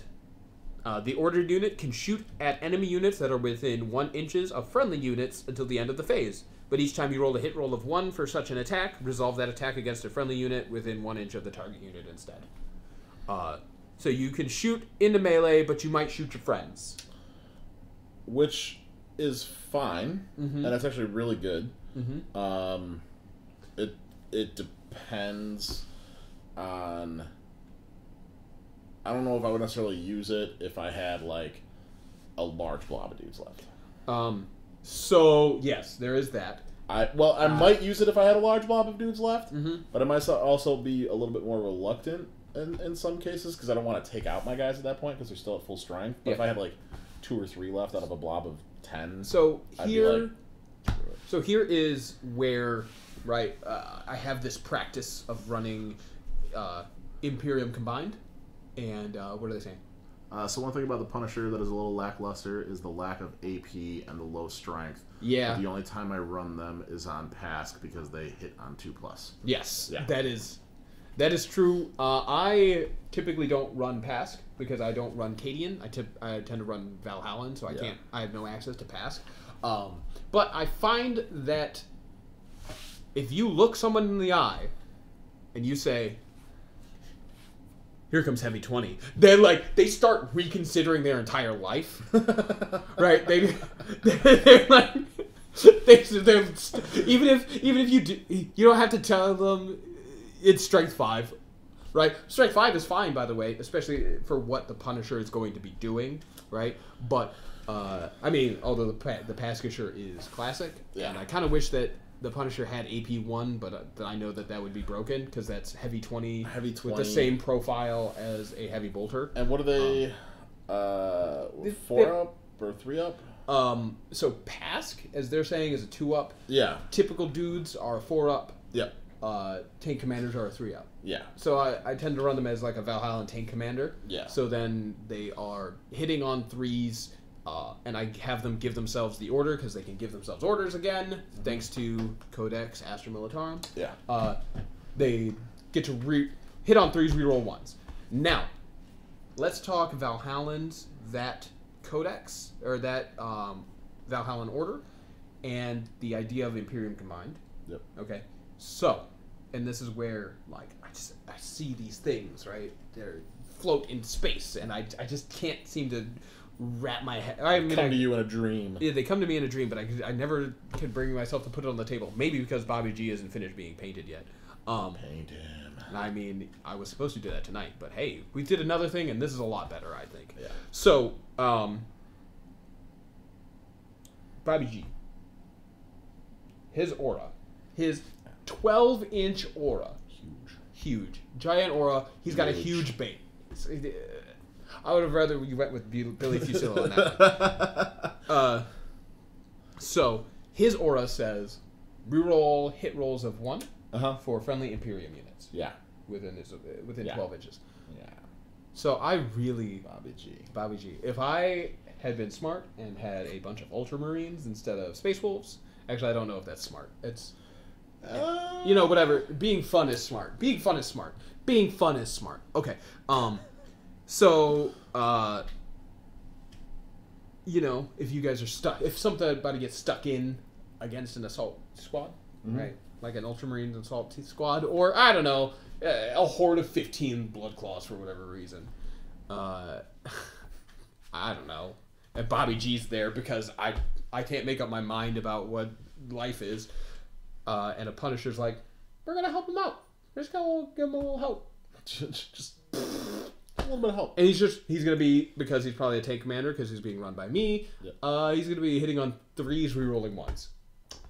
Which I think, statistic-wise, is going to give you the same number of hits as you would get, maybe even more, than if he was 2+ to begin with. I think it's not a big difference in favor of the 2-up. Yeah. But the important part is rerolling those 1s means I'm not shooting my dudes. Yeah. And that's cool. They're not. Well, you're not shooting your dudes unless when you reroll those 1s, you get more 1s. Yes, that's fair. But that's, a 1 followed by a 1 is difficult to do unless it's me in the psychic phase, in which I'm probably going to roll 2 1s. Perils. I'm going to roll 2 1s. This guy perils like nobody's business. Yeah, magic doesn't like me. Even it must be because I'm secretly a shaman. Inside jokes. Okay, let's look at the stratagems. Let's take a look at the stratagems. And because we were just talking about Codex Tyranids, I want to talk about it's not a Valhallan one, I think. We're just going to talk about a couple. Oh, no, it is a Valhallan one. So the Valhallan one, and this is one of the things about Valhallans, is called Send in the Next Wave. Okay? So this is what is kind of supposed to be the equivalent of Endless Swarm. But this is nowhere near as good. So once again, it got eroded so that you have to use reinforcement points for this. Yep. Right? So use the stratagem at the end of your movement phase. It's 2 CP. Select a Valhallan infantry unit from your army, excluding characters and infantry squad that have used the combined squad stratagem. Combined squad stratagem makes it so that you can move an infantry squad into another infantry squad, and now they're 1 unit. Gotcha. So now there's a blob of 20 guys. So you can't bring back a blob of 20 guys. Yeah. Basically. Well, unless they're conscripts. Right. In which their max is 30. Used to be 50. Yeah. Now it's 30. God. Yeah. That was destroyed early in the battle, so, they have to be totally destroyed. And set up this unit wholly within your deployment zone, within 6 inches of the edge, and more than 9 inches from any enemy models. So the problem here is definitely not as good. It's definitely not as good. Now, I've been in an argument about this forever. I still think it's good. I still think it's good. I don't think it's not as good as Endless Swarm, of course, because Endless Swarm has that super scary. Gene Sealers can come back, or your HQs can come back. I mean, your HQs can still come back with that too. Yes. Well, not characters. Non-characters. Yeah. Non-character HQs. Non-character. That doesn't exist. That's not a thing. But now let's say you have a conscript blob, right? 20 guys. You've run them in. They've probably messed something up, right? Because one conscript blob of freaking 30 dudes successfully catching a first rank fire, second rank fire, is gonna mess up its target. Yeah. Right, and then they get killed off. Right. Right. Late game. It's probably gonna be late game because, as I said before, 20 dudes is just like this weird number that's just so hard to get rid of all of them.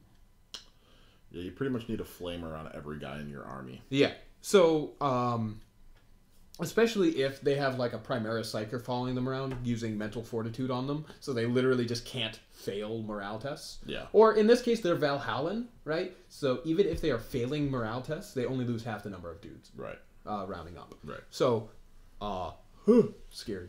Okay. That's scary. So with send in the next wave, right? They get to come back, and when they come back, they're coming in your deployment zone. Now, this is one of those things, and this I guess there's probably a question the audience can answer, and as well. The question I have for you guys is, when do you think a game of 40K starts? Like, for me, yeah. For me, I will say for me, a game of 40K starts. Yeah. Depending on the situation, it's either when I start rolling out what I'm going to be playing. Okay. Or when I make my list. Okay. Depends on how serious I am about the game. Fair.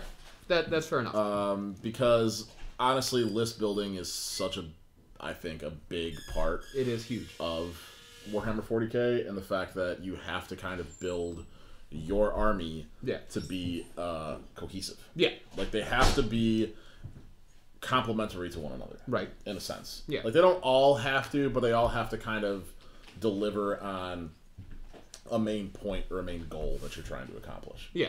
So, like, if you're playing an objective-based mission, you want to build your army list around... Like, you want to have something for a little bit of everything, like whether it's kill points or objectives or whatever it is. An interesting thing I noticed actually in the big book is that hilariously the select an army step is actually in the mission. Yeah. Right. So like, even though we typically build an army, then come out for here and re-roll or roll the thing. Yeah. Right. Technically, as by the book, you're supposed to select the mission, build your army, then do the thing. Then set up terrain and do the thing. Anyways, so I think a game of 40K starts, and this is my philosophy pretty much all of the time, at list building. Now, I just 100% of the time, it starts at list building. High Fleet Radical agrees. Yes, High Fleet Radical agrees, yeah. On his way to work. What do we got? So IG are really strong on CPs, and they can get them back on a 5+. Yep. And anytime your opponent spends 1, you can steal it on a 5+. Yeah. Yes. Yeah. So Imperial Guard is really good about CP. About CP. So it's kind of their thing now, I guess. Yeah. I mean, it's. I'm gonna chalk it up to the Imperium in general, and I'll tell you, we'll combine, we'll smush stuff together later. Because, as I said before, I play Space Wolves mostly, but I consider myself an Imperium player, right? You're a Wolf player.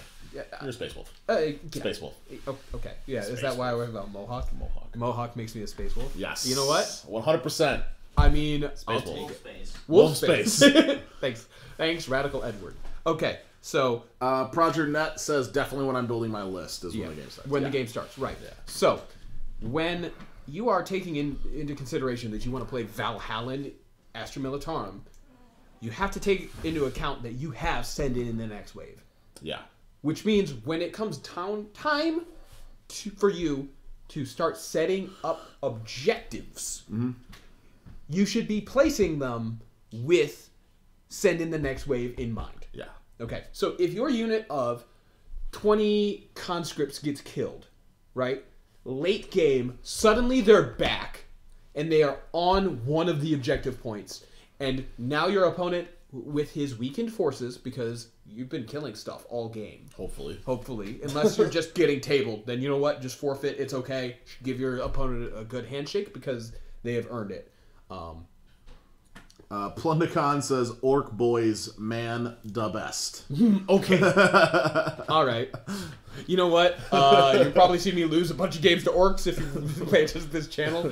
Yeah, they're really good. And you know what? Once again, we're going to talk about, I was going to say, hordes, right? Yeah. If you can reach 20 guys in a unit... Need more DACA? Need more DACA. Oh my god, yeah. If you can reach 20 guys, you have a horde, and this is a horde-friendly edition.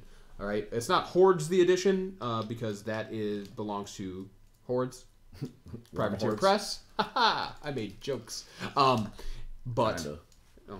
But anyways, point is, if you can do that, you're in a good position. And you send in the next wave to snag an objective that you have placed in your deployment zone.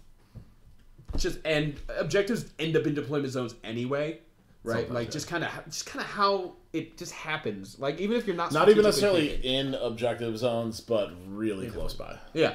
So you can be like, bam, here we are, 6 inches from the edge. Yeah. There's 20 of us. 10 of us are near the objective. I think take it back. Generally, too, the way that at least you and I play, and when we play on this channel, we generally tend to try not to put objective points in. I mean, straight up in deployment zones. In deployment zones, like straight up. Yeah. Like we try not to, because then it kind of gives one army an edge, especially if you're playing that objective base. I mean, so like games with me and the Arbiter tend to be a little more serious, just because we're very serious people. Right. No. But like, so like, you'll see, we'll place things into the objectives, or into the deployment zones, or where we think the deployment zone is going to kind of end up, just to like force things. But that's tactics of the game, right? And it actually can still lead to really fun games. But it definitely can. But on the channel, I try not to, because you and I, the cinematography of it isn't great when one army is just sitting still. Yeah. Well, you and I had the and I hate going back to this one, but we keep going back to this game where you were playing your Imperium forces. Yeah. And I was playing Chaos. Yeah, of course. And as you do. We each kind of had objective points that were within our deployment zone or really close to them. And we wound up I slammed 10 cultists onto one of mine, and a Lord of Skulls right next to it, and a Hellbrute right next to that. Yeah. And then on the other side, I had Bikers, regular Space Marines. Yeah. Another group of cultists, and a Helldrake flying around. Right. And you had, I think, 2 objectives that were pretty close to your deployment zone. And it was a lot of fun. I had a really great time that game, because it became into this big, like, scrappy kind of like back and forth. Like, okay, you try to take the objective point that I had in my deployment zone. Yeah. I tried to fly my Helldrake around and mess your dudes up a bunch, and then go in with my Demon Prince and my group of Terminators and just wipe out the rest of everything you had. Okay. And shoot stuff with Lord of Skulls. So I'm going to get back to stratagems. Now that I've had that huge talk about one stratagem, and not even the one that I wanted to really... Tangent. Yeah. I mean, it happens. It's the show. Okay. Defensive gunners. Yeah. I really like defensive gunners. Again, I like my tanks. And so, use the stratagem when a charge is declared against one of your Astra Militarum vehicle units. When that unit fires Overwatch this phase, they successfully hit on a roll of 5 or 6 instead of only 6. I like it. It's 1 CP. Yeah. And I'm going to go back to like the Mordians with their parade drill, right? So, if your vehicles are close together, right? Within 3 inches of each other, which you can do with some of these vehicles that can make units like Stalkers and things like that. As opposed to like the Lehman Russ, they don't do Lehman Russ squadrons anymore, which makes me sad. But anyways, it doesn't make me sad. Doesn't make me sad. It doesn't make Eddie sad. Doesn't make Eddie sad. So if they're within 3 inches of each other, you add 1 to their hit rolls for firing Overwatch. So if you charge some Mordian vehicles, if they're close together, they're gonna be hitting you in Overwatch on 4s. That's scary. That's full ballistic skill for them. That's say goodbye to your gene stealers, Eddie. Yeah, that is like... and if they're placed properly so that you kind of have to multi-charge them, oh my god. It's so scary to think about. Okay, so we did 3 stratagems for Codex Tyranids, and we've done 2 in Astra Militarum. So I'm going to go to the last... I'm going to do one more stratagem from Codex Astra Militarum that I love. What is it? It's the Talon... The what? It is the Talarn stratagem. Talarn stratagem. Ambush. Okay. How many command points? 3 CP. It's a lot. It's a lot. It's a lot, but as we've discovered... Could be all of your command points. No. Maybe. No. Maybe. Yes, Maybe. you somehow have brought a Battleforged art list without filling out without fulfilling any of the detachments. You can bring an unbound faction that's still Battleforged. Yes, you can, but it's dumb. But you could. You could. I'm just saying. Yeah. Okay. I'm just saying. It's probably going to be half of your. It's probably going to be half of your command points. Yeah. I mean, Maybe at least the way I play. Maybe a third. Yeah. It was a little more than half because I used this in my game against Eddie, but I see you. Let's see you, Eddie. Eddie's sitting over high food radical over that way. Anyway, so it is ambush. I just looked at your codex, by the way, and it's gross. Yeah, it's really nice. Okay, so you use this. This is interesting because you use this stratagem during deployment. Yeah. Okay. Choose up to 3 Talarn units to set up in ambush instead of placing them on the battlefield. Units. Now, in general. Now, it got errated, so only one of these units can have the vehicle tag. Okay. Okay. Still, right. And then at the end of any of your movement phases, these units can strike from hiding. Each of them set each of them up wholly within 7 inches of any battle edge and more than 9 inches from any enemy models. Okay. Now, Eddie didn't like it when I did it, but it didn't affect our game at all. But it was scurry. Now, they made sure to add in here, in the errata, that you count that unit as having moved its full movement. Okay. Right. So if a Lehman Russ comes in, it's not grinding advancing. Right. When it comes in, but do you remember our unit of the book? Do you remember who that was? What? The Shadow Sword. I'm talking about the Shadow Sword. All right, so I want you to imagine an ambushing Shadow Sword. I don't want to. Okay. Now, I honestly don't want to imagine that. Now, remember, it doesn't matter, but it won't... It's heavy weapons. They're treated as assault weapons. Now when it comes in. So it can still shoot at full ballistic skill. I mean, it was going to anyway because it's not advancing, but it does shoot... It's still gross, dude. Oh no! Oh no! The ideas! Oh no! We're bad influences. I'm a great influence. No. I'm amazing. No. Now. No. No. That's not. That is actually not the worst.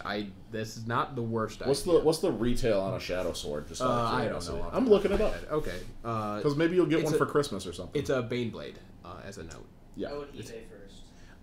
Pretty good price check. So as a note, the real one that I think is really nasty with this is the Stormlord. Okay. 140. He just told me 140. Thank you. Yeah. Thanks. You guys are great. Okay. You guys are awesome. Yeah, we love you. So it's not bad. So here's the thing about the Stormlord. So the Stormlord is a Baneblade variant, right? So it's big, it's heavy, it's nasty. Turn the camera around right now. I mean, he could. Eddie was dancing off camera in case you guys wanted to know. It's cute. So the Stormlord, right, has it has 2 heavy stubbers, a twin heavy bolter, a Vulcan mega bolter, and adamantium tracks. Yep. Then it can take a storm bolter or an additional heavy stubber, or a hunter-killer missile, and it can take 4 sponsons, each equipped with a las cannon, and either... Yeah. Okay. But here's where it gets really messed up. Mm-hmm. So, this model can transport 40 Astra Militarum infantry models. Bye, Nick. So I'm just going to talk to you guys for a minute. Each heavy weapons team or veteran heavy weapons team takes up the space of 2 other models, right? So it can hold up to 20 heavy weapons teams or veteran heavy weapons teams. And then it has an extended firing deck. Up to 20 models being transported by a Stormlord can shoot in their shooting phase. Measuring and drawing line of sight from any point on the vehicle. How many last cannon shots is that in one turn? 20. 24 if... Oh. Yeah. Oh. Oh. That ain't right. That ain't right. That ain't right with Jesus. And here it is. Can they give themselves orders? That one cannot give itself an order. No. That's okay. I'm okay with that. Okay. But I mean... Rolling ones would be dumb. Yeah, re-rolling ones would be dumb there. No, they can't give themselves orders, but can they receive orders? I don't think they can receive orders while they're in the transport. The movement phase but in the ambushes, so I don't think so. Well, so orders happen in the beginning of the shooting phase. phase. Oh, yeah. So as long as it's within range. Project Net. Oh no! So realize when transports are set up in deployment, even if they're off field, you set them up with the unit parenthesis S that goes in with them. So when you have a Codex Tyranid is really nice. Transport, It's nice to have a codex. so when you have a transport capacity of 40, yeah, that's more than 3 units that are going into ambush for the Talon. What was the strategy you guys talked about? So yeah, Probably the Hydra one. you guys. Keep. So when those two stop jabbering around, we'll move on to Codex Chaos Space Marines, the dirty, stupid heretics that. Whoa! Now, and if you look through their entire codex, they're nothing but trash. They're nothing but trash. Nothing but apparently. Come on, man. garbage. It's my bread and butter right here. Straight This is what I started off for 40K with. Yeah. No, they're cool. I really like them. You know, I Um, don't blame you. They're cool. I mean, Bye. Bye, Eddie. Bye, Eddie. It's good seeing you. Good work. So right off the bat, Right off the bat. it's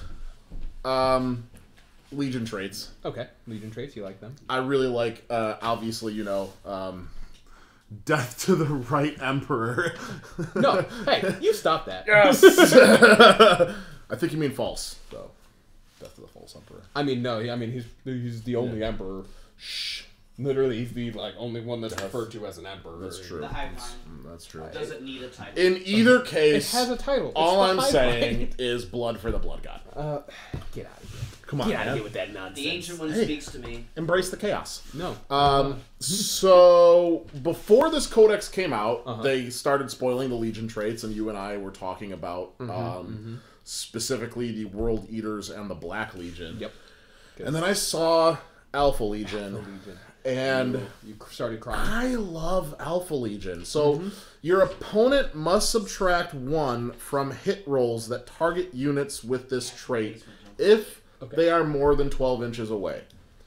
And that's amazing to me. That's pretty good. That's really good. I Because then it allows me to kind of, I get to skirt around and stay, as long as I'm staying outside of rapid fire range. yeah, basically. I'm You're pretty safe. -1 to hit. Yeah. And that's just for my troops, my bikers, my So- Hellbrute. So infantry. So bikers, infantry, bikers, and Hellbrutes. Yeah. I'll get that, which is really nice because I have this thing that I do with Hellbrutes where I tend to kind of leave them almost as heavy support. They kind of stay back with las cannons or something like that. Kind of like a fire support unit. Yeah.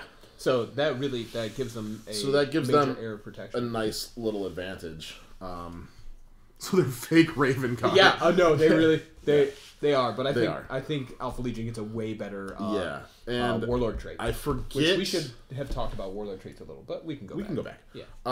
I forget. I'll be right back. I require water. What game mode it was that Eddie and I were playing in our game, but it was essentially the same thing as Alpha Legion. So it was units that are farther than 18 inches away from each other have to subtract 1 to hit. And if you're playing as Alpha Legion and you're outside of 18 inches, you're -2 to hit at that point, which is crazy. Wow. Yeah, even Space Marines are hitting on. Granted, I mean, and this is the thing too. If you're playing in the sense of okay, you choose whatever mission you're doing and whatnot, and you're playing Chaos, and you roll that mission, and you don't pick Alpha Legion, you might. You're doing it wrong. So, in my opinion, I mean, it's really good. A few of the other ones we have, so let's talk about the Black Legion. Okay. Add one of the leadership characteristic of models in units with this trait. In addition, if a unit with this trait advanced, it treats all its rapid-fire weapons as assault weapons until the end of turn. Huh. Which is interesting. That is interesting. I mean, it means they can keep shooting, but I'm not sure... And maybe you guys know, I'm not sure how that actually interacts with rapid fire. So, like, if something advances into 12 inches, now is it assault 1 or is it rapid fire 1? But they fire it as an assault. So here it gives an example. It says a rapid fire 2 weapon is treated as an assault 2 weapon. So if you advance and you're within 12 inches, unfortunately, it means you kind of lose rapid shot for that turn. Yeah, but at least you still get to shoot. Yeah. Iron Warriors. Enemy units attacked by units with this trait do not gain any bonus to their saving throws for being in cover. Okay. In addition, you can re-roll failed wound rolls for units with this trait when they target a building. Okay. So it's like the Iron Hands or the Iron Fist, Crimson Fist. Yeah, it's like the Crimson Fist. Yeah. So it's not a huge thing. We haven't really played too much with blowing up buildings and things like that, removing terrain. Although that negating cover is nice. It's just good. It's good. It's just a good thing to do. I mean, if you have Havocs, which you should get some Havocs. I'm going to. I actually don't have any right now, and I need some. Yeah, Devastator boxes, man. They're really easy to find. Yeah. So. Also eBay. Yeah. So the next one you got is Renegade Chapters Dark Raiders. Yeah. Units with this trait can advance and charge in the same turn. Ooh, buddy. That's really nice. Yeah. Especially coming out of transports. Yes. Yes. So you can bring any one of the troops choices. Put them into a Rhino. Yep. Move your Rhino. Yep. And I don't know if they can disembark or not at that point because you've already moved. Yeah, no, you have to disembark first and then advance and charge. Then, but you can move your Rhino the turn before. Yep. Then disembark the next turn, advance charge. Yep. Depending on what's going on, which is really nice. No, that's really right. Being able to advance and charge in the same turn is a really, really big advantage. Especially for things that are super fighty. Yeah. Unfortunately, as far as Codex Chaos Space Marine goes, there's not a ton of stuff in there that's super, super good in melee. If you bring cultists, you can bring a blob of 20 cultists. Yeah. And bring them with brutal assault weapons and then add 1 to their attack characteristics. So it's pretty good. Yeah. But they've got a stratagem that I think would work way better than being Dark Raider for that anyways. Yeah. Which we can talk about a little can bit you later just on. do me a favor and just slide the laptop a little more center? Yeah. Yeah, there we go. So now I don't have to lean to read. Yeah, no problem. So next up, World Eaters, Butcher's Nails. Okay. When a unit with this trait makes a successful charge, you can make 1 additional attack with each of its models in the subsequent fight phase. Okay. So it's similar to what happened in 7th edition when you charge with a unit. Or just being Blood Claws in this edition. Blood Claws in this edition. Shut up. Yeah, I like it, but again, Warp Talons. Yeah. Warp Talons would be really good for that. Warp Talons would actually be good for the Renegade Chapter's Dark Raiders too, but I believe, if I remember correctly, that they have a similar... when they warp strike in, or whatever you want to call it, deep strike. When they deep strike in at the end of the movement phase, they can still charge. Everybody can still charge up the. Yeah, or they can move. I mean. Oh, they can still move. Yes. Oh, yeah. Jeez. So they can move, advance, charge, all in the same turn that they land on the table. Oh my gosh. And they're so warp talons. Oh, that's scary. Pair of warp talons. Yeah. So they're just clawing the hell out of whatever. Yeah. Oh, that's awesome. That might be something I toy around with. You know what? You know who that would be amazing to do too? Necrons. That'd be really good. So what do we just do? World Eaters. World Eaters, yeah. Next up, we got Night Lords, Terror Tactics. Models and enemy units must subtract 1 from their leadership characteristic for each unit with this trait that is within 6 inches of theirs to a maximum of -3. That's rough. That's pretty rough. That right there is a great. If you can kind of make sure obviously you have to maneuver so that you can do it, but that is actually a pretty great way of tearing up blobs. Yeah. Because the reason blobs are so nasty this edition is because sweeping advance is gone. So by lowering their leadership, right, you start being able to really crush them out because they're having a tougher, their leadership is lower. Sorry, I'm just looking at the... Warp Talons? Yeah. So, you run into a blob of guardsmen, right? You just crush them around. Or you run into blobs of Necrons, right? They have that really nice set. Sorry. They don't get to move. Okay. But the turn they warp flame strike in is what it's called. Yeah. You don't get to overwatch. You don't get to overwatch them, which is also nasty. Yeah. Which still, that's pretty good. Still, and they can still come in 9 inches away. Yep. Still make the charge. Yeah. But don't get overwatch. Yeah. So because it became a thing in one of the games I played, I had to look up the errata, and it turns out actually when you deep strike, you're supposed to do a 9-inch charge. I think we've been doing like an 8, which statistically isn't that much different. Well, yeah, because you have to set up outside of 9 inches. Yeah. So they have to be more than 9 inches away, right. Not equal to 9 inches away. So you have to do. So you have to be like 9.5 inches away. 9.0001 inches away. Either way, you still need a 9-inch charge. Yeah, and it's rough. That's a rough charge to make. And you're eating Overwatch when you do it. So finding ways to just not eat that Overwatch, amazing. And also, what was I going to say? The nice thing, by the way, that I just read here. Yeah. We were talking earlier. Was it 2 days ago when you finished painting Cypher? Or was it? Yeah. So we were talking about how you can bring Cypher with Codex Chaos Space Marines. Yep. And then we started talking about how he's a Fallen and not one of the legions. Yeah. So Shadowy Allies. Mm-hmm. So the inclusion of Fabius Bile or Fallen units in a detachment does not prevent other units of that detachment from gaining a Legion trait. Okay, that's However, Fabius Bile and the Fallen units can never themselves gain the benefit from a Legion trait. Okay. So that's nice. That is nice. You could bring Cypher, and you could bring Fallen units. And even you can bring Fabius Bile too. But they can never benefit from any one of these traits. Okay. That's fine. Which is fine. That's fine.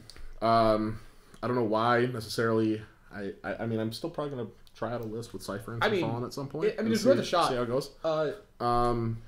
So the thing about Cypher, as I think about it more, and with Codex Dark Angels coming up, supposedly. Yeah, it really seems like him and the Fallen will probably get a buff, and we'll probably actually get more Fallen units in Codex Dark Angels, and I'm looking forward to that. I agree. Because I agree. It'll be interesting just to see more of them, on the table. especially with how nasty Dark Angels really are. I was looking at Dark Angels the other day. It's confirmed, by the way. Oh, okay. So Dark Angels is coming Dark next? Angels is it next, or is Blood Angels next? Net. So, anyways, what else we got going on? So next up, we got Emperor's Children, Flawless Perfection. Flawless. Units with this trait always fight first in the fight phase, Okay. even if they didn't charge. Right. If the enemy has units that have charged or that have a similar ability, then alternate choosing units to fight with, starting with the player whose turn is taking place. All right. Dark Angels So- is next. So, with Dark Angels coming next, Warhammer community is typically spoiling things. So we'll probably do some news videos. Yeah. Going over the spoilers. I'm looking forward to that. You guys looking forward to that? I am. It's gonna be fun. So next up, Uh-huh. and one that might be like my secondary choice for an army that I would take, is the Word Bearers, Profane Zeal. And that is, you can reroll failed morale tests for units with this trait. Huh. Which, It's useful. It is useful. It's really good for holding your blobs together. If you hold, so like it sounds to me like a sort of like thing you want to bring with like a crap ton of cultists. Yes, not that's necessarily- basically that's kind of the thing. Like, Yeah. is if I was bringing a 20 man blob of cultists, or 20 man blob of cultists, Yeah. or just even big blobs of stuff like 10 Space Marines and 20 cultists and another 20 cultists. Yeah. I would take something like that. I wish, and this is another thing that I kind of don't like about this 8th edition, is that I don't have... So, I need a completely separate codex for Chaos Demons. Like, I don't have any demons other than a Demon Prince In this book? In this book. So, it used to be that I'd have access to... And there's Chaos Spawn, I think, technically count too. Right. But I would have had, like, the Bloodletters and stuff like that. And the Bloodthirster. Bloodthirster, I believe, is now... it's only Chaos Demons. Right. But Horrors. So, I could have taken Horrors, and the way that would have worked, which I get why they're not doing it, so I could have taken a 30-man blob of Horrors. So, it would have been 10 pink Horrors and then 20 blue Horrors. Yeah. So, it's... Demons are after Blood Angels. Cool. Yeah, that's going to be All right. awesome. That Can't is wait for that. Yeah. I'm really mostly looking forward to Thousand Suns, if I'm being perfectly honest. You know. But so with that, I start off with a group of 10. Right. And then anytime one of those models dies, Yeah. I get 2 blue Horrors. But it still continues to add on to the whole units that you've lost thing. Right. So being able to reroll failed morale tests for a blob of 30 dudes would be great. It's great. And I see also why Horrors can smite, which is... they only get 1 die. Still, it's awesome. I mean, it's not a bad chance because it's only a warp charge 5, right? Yeah. It's only a warp charge 5. Yeah, I hardly ever use psychers. We know. I know. We Yeah, know. We know. We know you hardly ever use psychers. So I gotta use them all the time. you should use them all the time. I have no Stormcaller. I even have this model. He's pretty decently painted. He should be on here all the time, but he's not. He's not. He's not. Oh, no, Stormcaller and Terminator armor. So, you know, because he's a Terminator, he sees a little less. Codex Demons after Blood Angels. All right. So, do you have any standout units that you really want to? So any standout units? I mean, aside from Lord of Wars and stuff like that, because obviously Lord of Skulls is awesome. He's just hauling off and just that Lehman Russet's gone. Yeah, it's dead. That Lehman Russ is just dead. Yeah, he's gone. I really like the Demon Prince still. Where's he at here? Let me pull him up. He's obviously after this. I need to get an Abaddon. I still don't have an Abaddon, and I don't like that I don't have an Abaddon. I really want an Abaddon. They're really hard to come across. Yeah, anytime I go to any of the local game shops, it's always like, yeah, we'd have to order it for you and whatnot, and then hold it here. Well, so I'm probably gonna do that at some point. Yeah, we should go to the Warhammer store for that one. So Demon Prince, weapon skill 2+, ballistic skill 2+. Okay. You can bring it with a Warp Bolter. Okay. For its shooting, which is Yeah. range 24, assault 2, strength 4, AP -1, 2 damage. Yeah, it's like a nasty bolter. Yeah. And then the way that I generally tend to bring him is obviously with wings. Right. Because it makes him a little bit more mobile. Yeah. I usually bring him as a Demon Prince of Tzeentch or Slanesh. Gross. Just because psychic powers are fun. Because you're a disgusting human being, that's why. I guess so. So, and I like to bring him with a pair of Malefic Talons. Okay. So what that does is, with the Malefic Talons, each time this model fights, it can make 1 additional attack with this weapon. A model armed with 2 sets of Malefic Talons can make 3 additional attacks with them instead. So it brings him up to 7 attacks. Okay. And that's Strength 7, AP -2, 2 damage. Oh. He's got a 3+ armor save, 5+ invuln. Okay. He can choose... So he gets Smite and then 2 other psychic powers. Okay. And he can be brought with a Artifact of Chaos, so I can bring him with the Eye of Tzeentch to add 1 to his psychic tests. Nice. There's also talked about any of the relics and stuff. Oh man, we're the worst at this. Yeah, there's a lot of stuff. There's a lot of stuff. Other than that, there's been a few units that have been changed up slightly, like points wise and things like that have dropped down. Chaos Cultists have gotten a lot better, I feel. Okay. For some reason. They're a little bit cheaper now and a little bit more manageable to bring. Okay. And I also like that the Brutal Assault weapon adds an attack so that it makes it so they can get into melee with something and then throw 23 attacks at it. And mess it up. Yeah. I mean, they're obviously not amazing. Terminators. Can't go wrong with Terminators, especially with Reaper autocannons. I mean, those Reaper autocannons are really nice. I've been kind of underwhelmed by Terminators this edition. Yeah, they used to kind of be like the Powerhouse Elite choice in 7th edition, and I think that they got nerfed slightly, which is weird. So they got a weird backwards nerf. Yeah. Right. Because what happened to them is that AP changed, and because AP changed, even though they got 1 more wound, they're still only toughness 4. Yeah. And so being toughness 4 means you're getting wounded a lot, pretty easily by most things. Even if they were toughness 5, I'm not sure it would have made a huge difference, honestly. Well, they would get killed less by like las guns. Or but Yeah, it helps against bolters.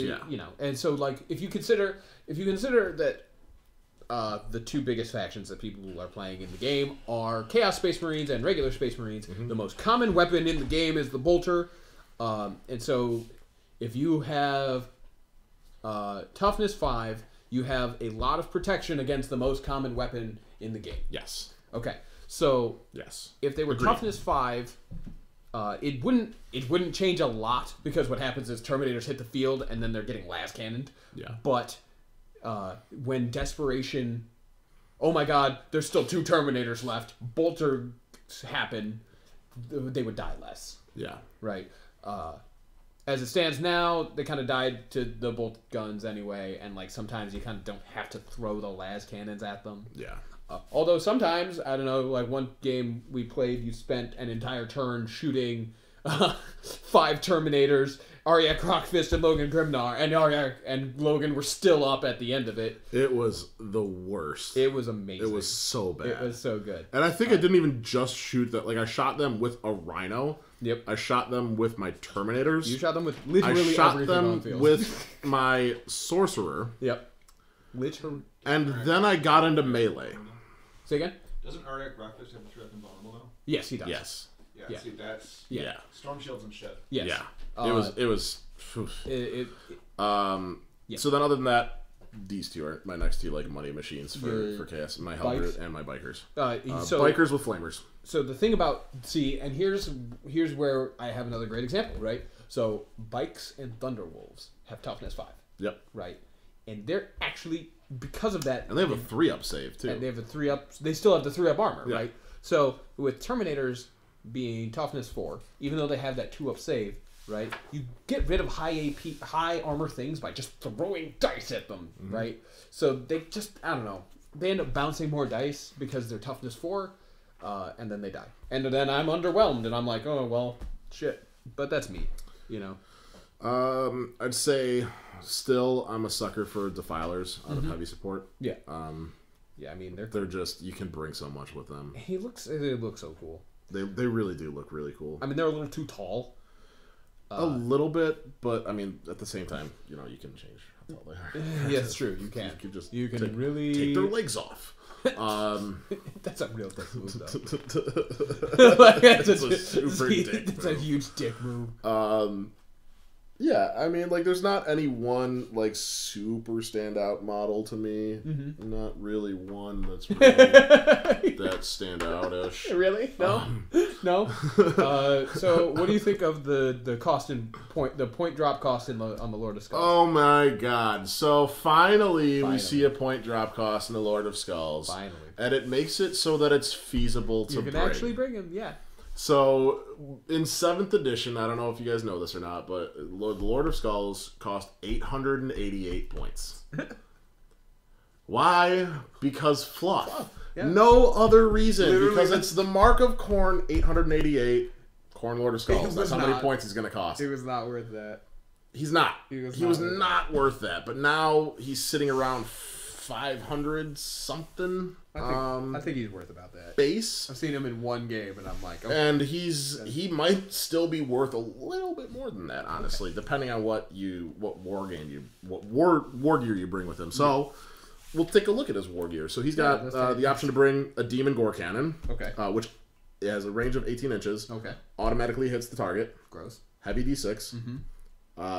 Its strength is dependent on the table, so if he's at full health, strength 10, AP minus 2. Okay. And it's damage 3. That is a great anti-flyer weapon. It is a great anti-lot of stuff weapon. I mean, yeah.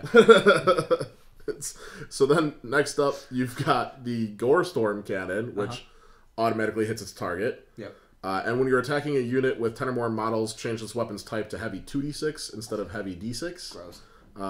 At full health, he is strength 10, AP minus 2, 2 damage each. Okay. Hades' Gatling Cannon is range 48 inches, heavy 12, strength 8, AP minus 2, 2 damage. Then he's got the I-Core Cannon, which is 48-inch range, heavy D6, strength 7, AP minus 4, D3 damage. Gross. Skull Hurler, 60-inch range, heavy D6, strength 9, AP minus 3, and D3 damage. Can he take all of these like all at once? Or No. So he can I think get one selection of those. So he can either have the Demon Gore, the Gore Storm, the Hades, the I-Core, the Skull. Well, no, two of them. So he comes. He's got one on his hand and then one on his chest. Yeah, we're talking about one of those things was the fucking thing in his chest. Yeah. So he comes equipped with a Gore Storm Cannon. Yep. And the Hades Gatling Cannon and the Great Cleaver. So he can replace the Gore Storm with the I-Core Cannon or the Demon Gore. Yes. And he can replace the Hades Gatling Cannon with a Skull Hurler. Yes. So he always has his big old axe. He's always got that. And the big old axe gets more attacks the more he gets hurt. The more hurt he gets. And the beautiful thing is unlike most other things with a damage table, his weapon skill and ballistic skill stay the same no matter how fucked up he gets. So he's always weapon skill, ballistic skill 3+. That's so scary. Yeah. That's so scary. Yep. How many wounds does he got? He has 28 wounds. At toughness? He is toughness 8. Not bad. It's not bad. He's a big. It's not bad. That's why, like I said, like when he was 888 points in 7th edition, he wasn't worth it to bring. No. He just didn't do enough. But now that he's, I think I brought him with 527 points, something like that. I can tell you real quick. So let's talk 3 stratagems from Codex. Chaos losers. Stratagems. Yeah, what are like 620 points. Demon Gore and Hades Gatling Cannon is how much he costs. All right. Just in case you were wondering. So obviously there's a few that are dependent on what Legion? And then your spare points. Reinforcement points. Reinforcement points. Thank you. So you have some summoning you can do. Yeah, there's summoning you can do. Obviously, there's still summon demon stuff that you can do with your whatnot. But Chaos Boon is a fun one too. So it's 1 command point. Yep. The Path of Chaos can lead a warrior to demonhood, or it can see him transformed into a gibbering chaos spawn. Use the stratagem at the end of a fight phase in which one of your Heretic Astartes characters, not a demon prince, slays an enemy character, vehicle, or monster. Roll 2d6 and look up the result below. So on 2, you get Spawndom. Your character is slain. However, before removing the model as a casualty, you can add a Chaos Spawn to your army. If you do, set up the Chaos Spawn within 6 inches of your character before removing him. Arcane Oculum adds 6 inches to the range of all of your character's range weapons. Temporal Distortion, add 3 inches to the character's move characteristic. So fast. Yeah. 5 is Strength of the Berserker, add 1 to the character's strength characteristic. 6 is Warp Frenzy, add 1 to the character's attacks characteristics. 7, the Eye Opens, choose a boon of your choice. You cannot choose Spawndom or Demonhood, though. Lame. 8 is Blade Master, subtract 1 from hit rolls that target the character in the fight phase. Neat. 9, Cosmic Fate, add 1 to all saving throws made by the character. 10, all saving throws. 10, Crystal and Body, add 1 to the character's toughness. Okay. 11, Fragment of Immortality, add 1 to the character's wound. And then 12, your character is slain. However, you replace him with a demon prince within 6 inches of where you were before. It rises. So that's just fun. But yeah, you have to spend the points for at least 1 chaos spawn and 1 demon prince. Yeah. In order to use that. Gotcha. So you have to have had the reinforcement. You have to have had the reinforcement points available to spend, I should say. So Progernet says Shadow Sword versus Lord of Skulls. Oh, who do you think would win? I have an answer to it. And I'm not going to tell you. Probably Shadow Sword on range. Shadow Sword on range, I definitely think he wins, for sure. Does Lord of Skulls have a deep strike ability? No. Do you have a stupid chaos teleport? No. No stupid chaos teleport for him. Is he like demonic or anything? Can you like? Oh, he's demonic. Yeah. So can you like jinx summon him in as a warp thing? I don't think so because they changed the way summoning works. No, so he's a demon engine. He's not a demon. Okay. Yeah. So, but he does automatically regain 1 wound at the start of each turn. Okay. Which is nice again. It really kind of depends. What's his movement range? So his movement is 10 inches at full health. Yeah. So move depending on your deployment type when you're doing a versus. Yeah. If the Lord of Skulls gets into melee with it, then he's got a shot. I mean, Lord of Skulls gets in melee with anything, is probably going to die. Does he have a character? No. Okay. Nope. The Arbiter's joined us, by the way. Yeah. If you didn't know. I Arbiter's don't know how well you can hear him, but you probably hear him. New mic's really good. Yeah. So the next one that I really like is 2 command points. It's called Tide of Traitors. Oh, okay. Use this stratagem at the end of your movement phase. Okay. If you do, pick a unit of Chaos Cultists and remove it from the battlefield. You can then set it up again wholly within 6 inches of the edge of the battlefield and more than 9 inches away from an enemy model at its full starting strength. So you just haul off and teleport. Full starting strength. So no. Let me get that. Let me say this again too. If there's 1 cultist left in a unit of 20, at the end of my movement phase, I go bloop, and then there's a blob of 20 again. That's awesome. Does that cost you reinforcement points? It probably costs reinforcement. It probably costs me reinforcement points to do that. Yeah, gonna have to check. However, I don't think it costs me reinforcement points if it's still at full strength. Okay. I mean, it wouldn't because you're putting additional models on the field. Right. Yeah. Which is it's useful in the sense of it's deep strikey. Yeah, it's deep strikey, and it's like I can drop it almost anywhere. Almost on an objective. Yeah. Within 1 inch of an objective. Yep. Which counts. Yeah, it does. Next one. Where to go? That's good. I just I like how we're covering all these respawning. So there's a few. One of them that I really like is it's a World Eater stratagem. Okay. I like that. Scorn of Sorcery. Use this stratagem when an enemy psyker manifests a psychic power within 24 inches of a friendly World Eater's unit. Ooh. Roll a d6. On a 4+, the effects of that psychic power are negated. Just denied. Denied. Just you have a. You don't need to bring a psyker anymore. Yeah. Well, if your opponent has more If than your one opponent- psyker, yeah. or can manifest Right. more than one power, then Right. you'll be a little on your heels, but you can at least like maybe like snipe out one of their more important powers. I know we normally do 3, but there's the Alpha Legion, one of the Alpha Legion stratagems. Okay. 1 command point. What's it called? It's called Forward Operatives. Neat. Use this stratagem when you can set up an Alpha Legion infantry unit during deployment. You can set up the unit in concealment instead of placing it on the battlefield. Yeah. At the beginning of the first battle round, but before the first turn begins, the unit emerges from its hiding place. Set it up anywhere on the battlefield that is more than 9 inches away from any enemy models. Okay. That Arbiter, we found it. Arbiter, we found it. Can you deep strike the lower skulls? No, it's It's got to be infantry. But no, the thing that we just found is where Battlescribe messed up the Tyrannocyte. Because that is the Tyrannocyte rule that Battlescribe had. Okay. But for some reason, it was Tyranids. They somehow transposed it to Tyranids, and there it is. Okay. We had an error in Battlescribe during Eddie and I's game. And anyways, use Battlescribe still. Did we talk about psychic powers with We haven't talked about psychic powers at all yet. Yeah. Except for like kind of a passing mention of mental fortitude from. There's really only one that I ever. Yeah, go ahead. Honestly, I bring in. They're all just dark heretic. Dark I hereticus. can't freaking talk right now. Yeah. I'll bring Infernal Gaze. Yeah.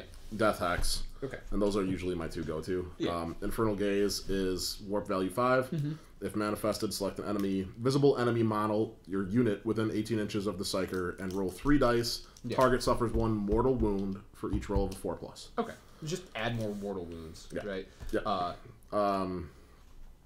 Death Hex is a value of 8, and unit within 12 inches of the psyker until the start of your next psychic phase. That unit cannot make invulnerable saves. Oh no! Oh no! It's awesome. Oh no!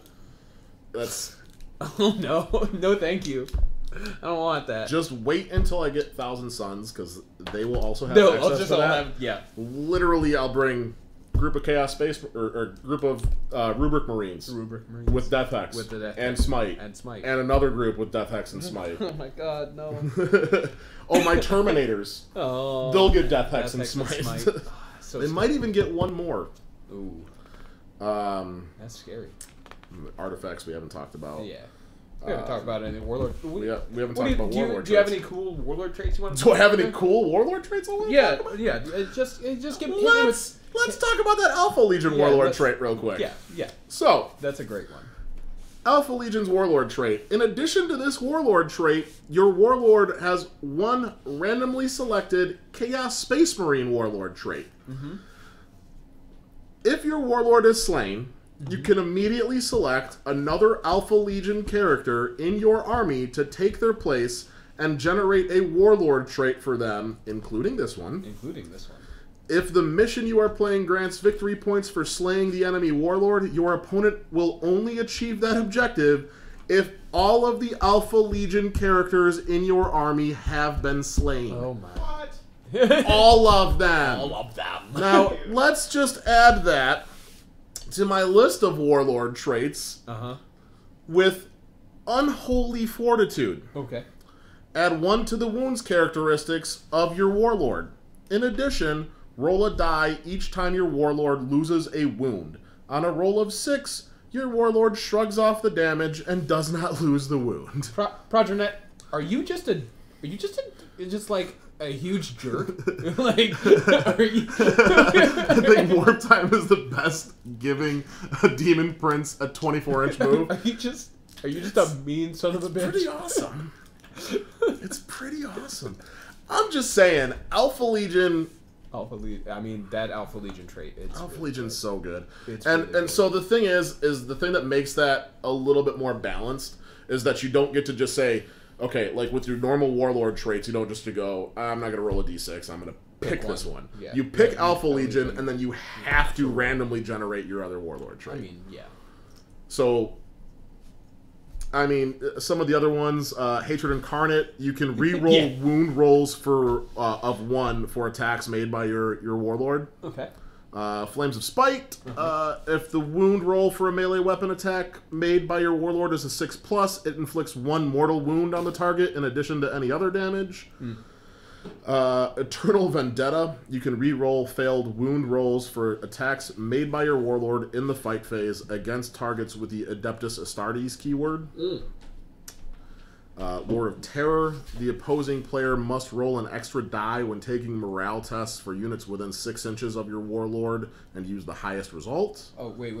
Is that a Legion one? Or is that just... That is just a regular old Warlord trait. Because, add that to, who is it? That lowers your opponent's leadership? Oh, Just go right to the bookmark, man. it's only a couple pages back. Night Lords. What's that? Night Lords. Yes, Night Lords. Thank you. Yeah. So, with, that Warlord trait with the Night Lords... And that's something that's nice too. You could go, because at that point you can select that as your Warlord trait. Also, then, by the way, ProgerNet said yeah to the question that he's a huge jerk. And you know what? It's fine, dude. That's awesome. It's fine. That's fine. Own it. Own it. Own that shit. We're a bunch of Be a assholes jerk. around here. Why do you think we have to play with each other and not anybody else? We don't have any friends that play with us. We're all jerks. Because we're so mean. Just go over the other Legion Warlord traits real quick. So, Black Legion, first amongst traitors. The Death to the False Emperor That makes ability sense. triggers an extra attack on rolls of 5+ instead of 6+ for Ouch. models in a friendly Black Legion unit that Stop are it. within 6 inches of your Warlord. Stop that. Just stop that. Stop that, please. No. I don't like that. I like it. I like it a lot. Hey, I don't like it. Stupid. And if Death you're to playing the Black False Legion, Emperor. you're probably going to be rocking Abaddon as your HQ, Why not?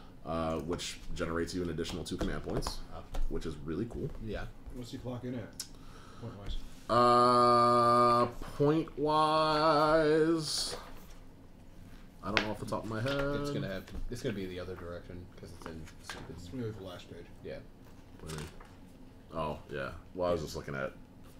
Yeah. Because you can kind of. Because he's pretty rad. Yeah, I mean he's 12 power level. If that tells you anything. It doesn't say anything. It says nothing. No, I was looking at something because he does. So yeah, he generates 2 additional command points. 4 up invuln save. Reroll any failed hit rolls for friendly Black Legion units that are within 6 inches of him. Yeah. Units automatically pass morale tests while they're within 12 inches of him. Makes sense. And he's got teleport strike too, so he can just. Shows up. So discount kill him. Yeah. Discount getting in. Yeah, just kind of killing him. But that makes a lot of sense, ProgerNet. That makes a lot of sense. Yeah. Emperor's Children, add 1 to the Warlord's attacks characteristics for each wound he has suffered to a maximum of +3. Huh. If your Warlord heals any wounds, he loses the associated bonus attacks. Whatever. Iron Warriors, friendly Iron Warrior units within 6 inches of your Warlord automatically pass morale tests. Okay. Night Lords, once per battle round, you can re-roll a single hit roll, wound roll, damage roll, advance roll, charge roll, or saving throw made for your Warlord. Neat. Yeah. World Eater's Slaughterborn, add 1 to your Warlord's attacks and strength characteristics each time he slays an enemy character, monster, or Titanic model. Neat. And then Wordbearer's the voice of Lorgar. Increase the range of any aura abilities on your Warlord's data sheet by 3 inches. Who was that? That's the World Bearers. Wordbearers? Wordbearers. What's their Legion trait? Reroll failed morale tests for the unit with that trait. All right. Okay. I still like Alpha Legion. I just because of the bonus to essentially making them hard to hit if they're 12 inches away. Yep. And then on top of that, 2 warlord traits. Yeah. Per warlord. Alpha Legion. I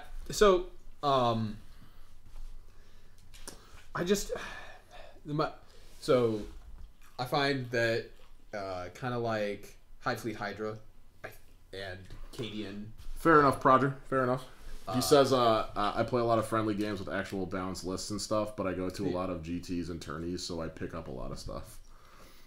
Alpha Legion got that infiltrate stratagem. Yep. So so that infiltration stratagem combined with their fake Raven Wingness and then that sweet Warlord trait. The best Warlord trait out of Codex Chaos Space Marines, in my opinion. Faux show. Means you probably, if you're playing against Chaos, you're going to see a lot of Alpha Legion. And you're probably not going to get Slay the Warlord most of the time. You're going to have a tough time of it. At least. At least a tough time. You're going to at least have a tough time. So, like, that's cool. I mean, it's cool. But, you know, there are still, no matter what, there are still some things that you are going to see probably more than other things coming out of any of the books. Unless people are just way into White Scars for some reason. Speaking of White Scars, let's take a look at Codex Space Marines. Let's do it. Which is probably the oldest codex here. As I said before, we kind of decided on going in reverse order. So you probably have seen a lot of this. Oh, yes, please. Thank you. So you've already probably seen a lot of these. Oh, hey, Matt. How you doing, buddy? So yeah, you're probably going to see a lot. You've probably seen this-ish before, and you've probably seen it on the table, probably faced it on the table, but we're doing a whole thing. So we're doing the whole thing. All right, so let's first look at chapter tactics. Thank you. Yep. So, as is standard for the Space Marines, the chapter tactics require you to have... You used to play Death Guard, but you don't want to get all the new models, so now you have a really sick Alpha Legionnaire. That's cool. The new models are sweet, though. The new models are sweet, and I actually... Sick. Proger, you jerk. I love it. Okay. I actually highly recommend those new models because they are sweet, they look really good, and Death Guard are getting their own codex. And if there's anything to learn from this video, it is that they are awesome, but you are poor. That's fair. It's time to just start selling your body on the streets, Matt. Or find somebody that really wants the Space Marines. Yeah, or find, because there's, if that dark Imperium box is a pretty good deal for 2 people to split, and I highly recommend it.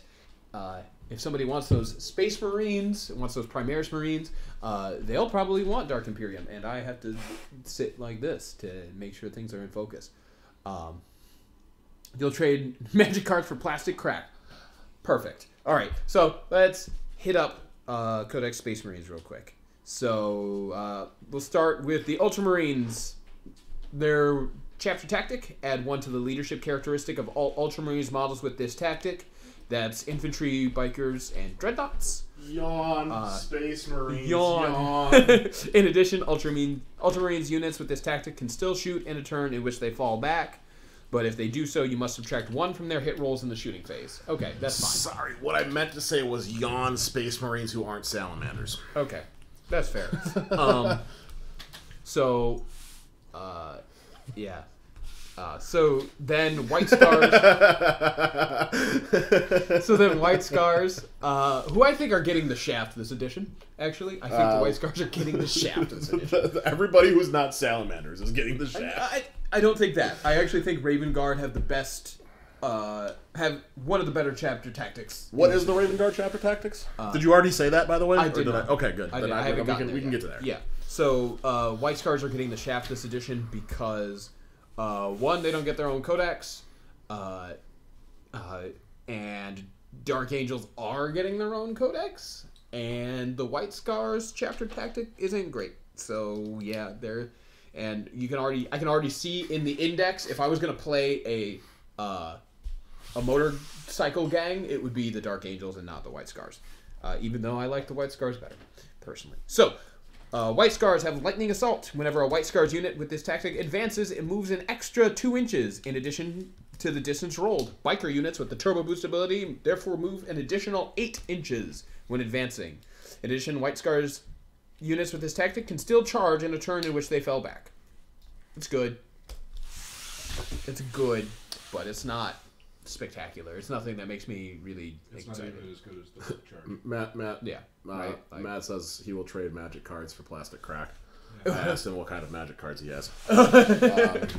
Hey, we got a half of Dark Imperium box around here somewhere. That's oh yeah, that's right. I was supposed to buy that from you. You literally have the Death Guard app. Yeah, literally have the Death Guard app sitting on sprue, unpainted.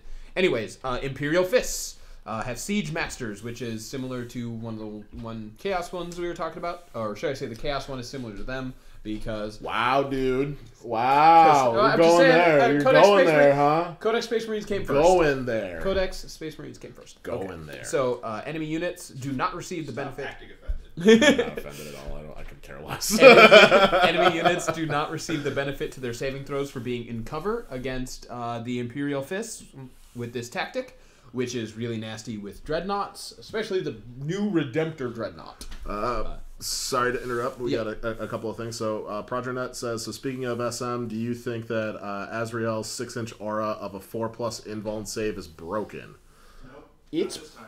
I don't think so. I mean, it's good. It's good, but it's not. It's not what it was. good. It's not broken, especially when depending on who you're playing against. Like I said, like the Death Hex psychic power, which just negates invuln saves. Yeah, I mean, it's really good, and it's good. It's good. I mean, I will never deny that it's good. It's good, but the thing about this edition and how the game works is that placing those auras so they're covering a lot means that you're having a lot of stuff condensed, which means you don't have a lot of maneuver room. How many wounds does Azrael have? 6. Yeah, so he's under the 10 wound thing though. Yeah, which is he's gonna have a blob around him that's gonna benefit from that. But you have to remember that in last edition you had Azrael. He still had the 4++ aura, but you could drop him in the middle of an entire blob of 50 guardsmen or whatever. Yeah, so he has 6 wounds. I mean, so like, I ain't scared of no character with 6 wounds, right? Like, that's what Wolf Scouts are for, right? Like, sniper rifles are really good, and a lot of the ways you can snipe characters out are just really good. Jaws of the World Wolf, freaking Death Hex, the Space Marines have their own version of Death Hex. Even still though he could have a 30-man blob around him. He could have a 30-man blob, but that blob wouldn't be Dark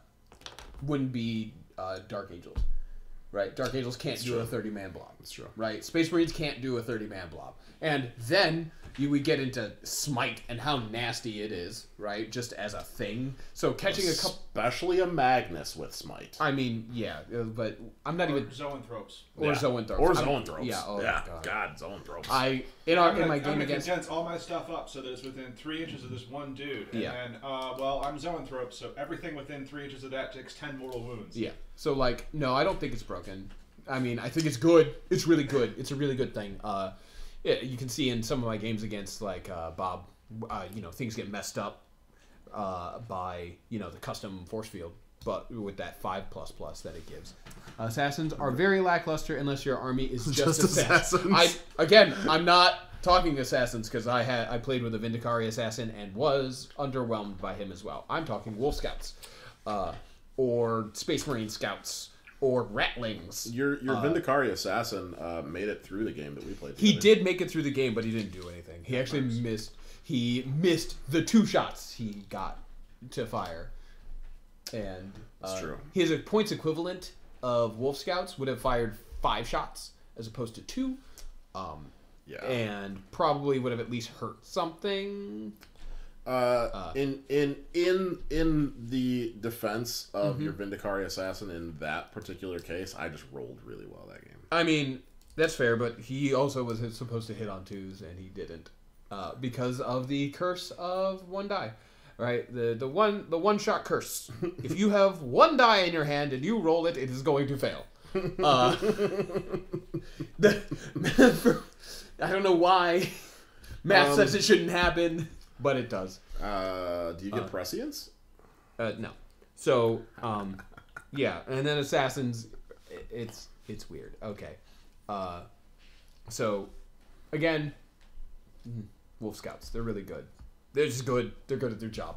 10 guys, fire 8 sniper rifles. Any of those 6s to wound deal a mortal wound. I don't care about your invuln. Yep. Right? Like, it'll go down.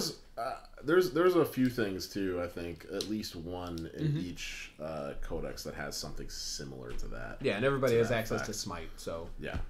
Everyone has smite. Everyone has snipers. Yeah, so it's not. I don't know. It's not it's good. Yes, it is good. I will never say it's not good, but I don't think it's. It's not as good as it was. Yeah. In 7th edition. All right, so let's moving on to more chapter tactics. Black Templars, Righteous Zeal. You can reroll failed charge rolls for Black Templars units with this tactic. It's good. It's good. It's not like it's nothing to write home about, right? Like I would take Ultramarines over that any day. Literally the work racial. It's literally the work racial. I mean, I'm gonna skip Salamanders. Raven Guard. Why? Because I want to talk about it last. That's why. Raven Guard have Shadow Masters. Your opponent must subtract 1 for any hit rolls when shooting at Raven Guard units with this tactic. If they are more than 12 inches away, it's literally the same thing as the Alpha Legion chapter tactic, or the Alpha Legion chapter tactic is the exact same as the Raven Guard one. I personally think Alpha Legion might use it a little bit better than Raven Guard does, except for the fact that the Raven Guard fluff, right, really, and I think they have an ambush thing too, actually, and I'll have to take a look at that. But when we go to strategy, do they have a specific warlord trait that goes along with them too? Something like that, yeah. Like, so. Way different. Yeah. Yeah, but the thing about the Raven Guard is they are all about jump packs. Right. So they love them some jump packs. Jump packs all day, every day, coming out of the shadows. You can't. Where'd that jump pack guy come from? I don't know. Fucking the darkness. And, so with them literally having a 12-inch move, right? They're pretty good about board control, right? And controlling that range for the most part. So, they're hard to shoot. So that's the thing, though, too, is with them having such a large movement. Yeah. Like I said, it's really good because they can get back away from things, and it's 12 inches. Yep. So if they're an inch away, yep. Now they're 13 inches away, and they're qualifying for that. Yep. Alternatively, it allows them to get into melee really fast if they need to. If they want to, yeah. And of course, the fluff shows a lot of them charging into melee with their lightning talons or lightning claws and stuff like that. But I probably wouldn't play them with that. I'd probably play them with bolt guns and stuff. But so the thing about this as well is that if you have freaking dudes with jump packs, they have the fly keyword, so they can disengage from melee. Yep. They don't care about any intervening models or any intervening terrain. They just don't give a shit. And then they can shoot. So they back out, and if you're like still within rapid fire because they want you to be in rapid fire, they'll shoot you, and they don't care, and that's cool. So then, last but not least, the Iron Hands. The flesh is weak. They just get a 6-up. They just get a 6-up feel no pain. Yeah. Which is cool. I mean, it's just. I like it. It just increases the toughness of their units, and which is a little scary when you think about like venerable dreadnoughts who get a 6-up feel no pain on their own, and then another 6-up feel no pain because they're Iron Hands. Yeah. And that's neat. That is neat. So, let's see. Last time, I want to talk about Redemptor Dreadnoughts. Oh, I forgot Salamanders. Thank you. Okay. So Salamanders. You never forget Salamanders. Can't forget Salamanders. This is the standout warlord trait, or not warlord trait. Excuse me. The standout chapter tactic from this book, for sure. Real quick, so Roger, you said have you been to any 8th edition tournaments lately? And if so, how many people were running salamanders? Yeah, how many salamanders? I'm curious. Space Marines did you suddenly see? Because I've seen a lot of them. I mean, you know, watching a lot of people. Yeah, watching bat reps, lately. you just see like, oh, I played Space Marines. I play salamanders. I play salamanders. Salamander. Those guys have Ultramarines color. There's salamanders today, though. You know, I don't blame. It's you. what I would run if I was. Yeah, I don't blame you. Salamander's successor champion. It's just it's a salamander successor. They're the Ultramanders. Ultramanders. So with the Salamander's chapter tactic of Master Artisans, you can reroll a single failed hit roll and a single failed wound roll made for a Salamander's unit with this tactic each time it shoots or fights, which is important because they shoot and fight a lot. Why? Because this is 40k, and it's for infantry, bikers, and dreadnoughts. And then you combine that with auras, and it becomes insane. Ridiculous. Would Primaris Salamanders be okay? The only model I have for them is an Ironclad Dread. I mean, Primaris Salamanders is such a scary sound to me, right? Like, I'm over here like, oh, please no. Please do not put that. I don't want to have Hellblasters. I don't want to have Salamander Hellblasters coming my way. Why not? Cause Overcharged to 1. Oh well, I rerolled it. Yeah, yeah, cause ow. They just run around overcharging all the time. Why? I don't know. Their stuff's better built. They don't care, right? They have their captain with them. And now they're suddenly re-rolling all of the things. Like, hey, Arbiter, do we have any news about Codex Necrons? When that's nothing. I mean, we basically know the next 3 codices. Codices. It's Dark Angels, Blood Angels, Demons. Is the rumor. Apparently Proger Nuts knows a guy. Yeah. At GW. And Salamanders have been 3rd most common. First being Ultra Smurfs, and 2nd being Dark Angels. Okay. Dark Angels. I mean, Dark Angels. They will bring the friendship guns, Matthew. Dang it, Matt. Okay, so I don't think it's much. Ever since the addition of objectives to 40k, bikes have seen a lot of use. Have seen a big, right? Biker type units in general. Yeah, like, you know, hover bikes was a real big thing last edition, but so with Dark Angels being undoubtedly the best bike version of Space Marines right now, and the fact that I don't know where Index Imperium 1 is at the moment, but I think it's in there. It's in there. Can you grab that for me? Okay, so they have a thing. That's actually Index Xenos 2. I like. Okay, whatever. Anyways, with the Dark Shroud, the Ravenwing Dark Shroud, helping to cover their amazing bikers. It's, and with the loss of the bad terrain rule, it's made bikers even more mobile. They're all over the place. You can't stop them, and then you give them a Dark Shroud, and now they're -1 to hit them because they're near that thing, and it's amazing. At least they can't jink. Excuse me, I'm sorry. Dark Angels jink by advancing. So if they advance, they get a 5-up invuln. Okay, that's still not as bad as it was. I mean, that's true. It's still not as bad as it was. So, God, I miss jink. I'm so glad it's gone. So, anyways, like, I'm so glad cover saves are gone because it is dumb. So that's probably, and Ultra Smurfs, I mean, you know, with Bobby G being so cheap, right? He's 360 points. Yeah.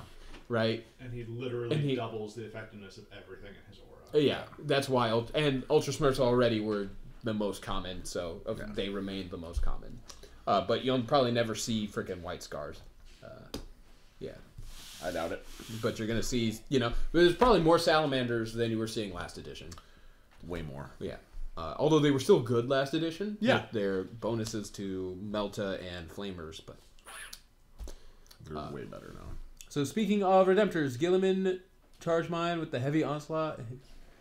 And he whiffed. I made a 4+ invuln because of Azrael, and then killed. And then killed fucking Gilliman. All right, so I watched. Any day Gilliman dies is a good day. Okay, let's take a look at. No, let's take a look at Redemptor Dreads, right? Because Jeebus. Okay. I really wish I'd bookmarked this, but I decided to talk about Redemptor Dreads way too late. Okay, so the Redemptor Dreadnought. All right, this is the brand new Primaris Dreadnought, and they have a sweet model. I advise you to go look at it, Google image search it, all right, because it's cool. It's really cool, and thank you, Nick. All right, so the Redemptor Dreadnought is a single model equipped with a heavy onslaught Gatling cannon, a heavy flamer, an Icarus rocket pod, 2 Fragstorm grenade launchers, and a Redemptor fist. It has a base move when at full wounds of 8 inches, 3-up ballistic skill, 3-up weapon skill. That's pretty cool looking. Right? Don't you want one? I want one.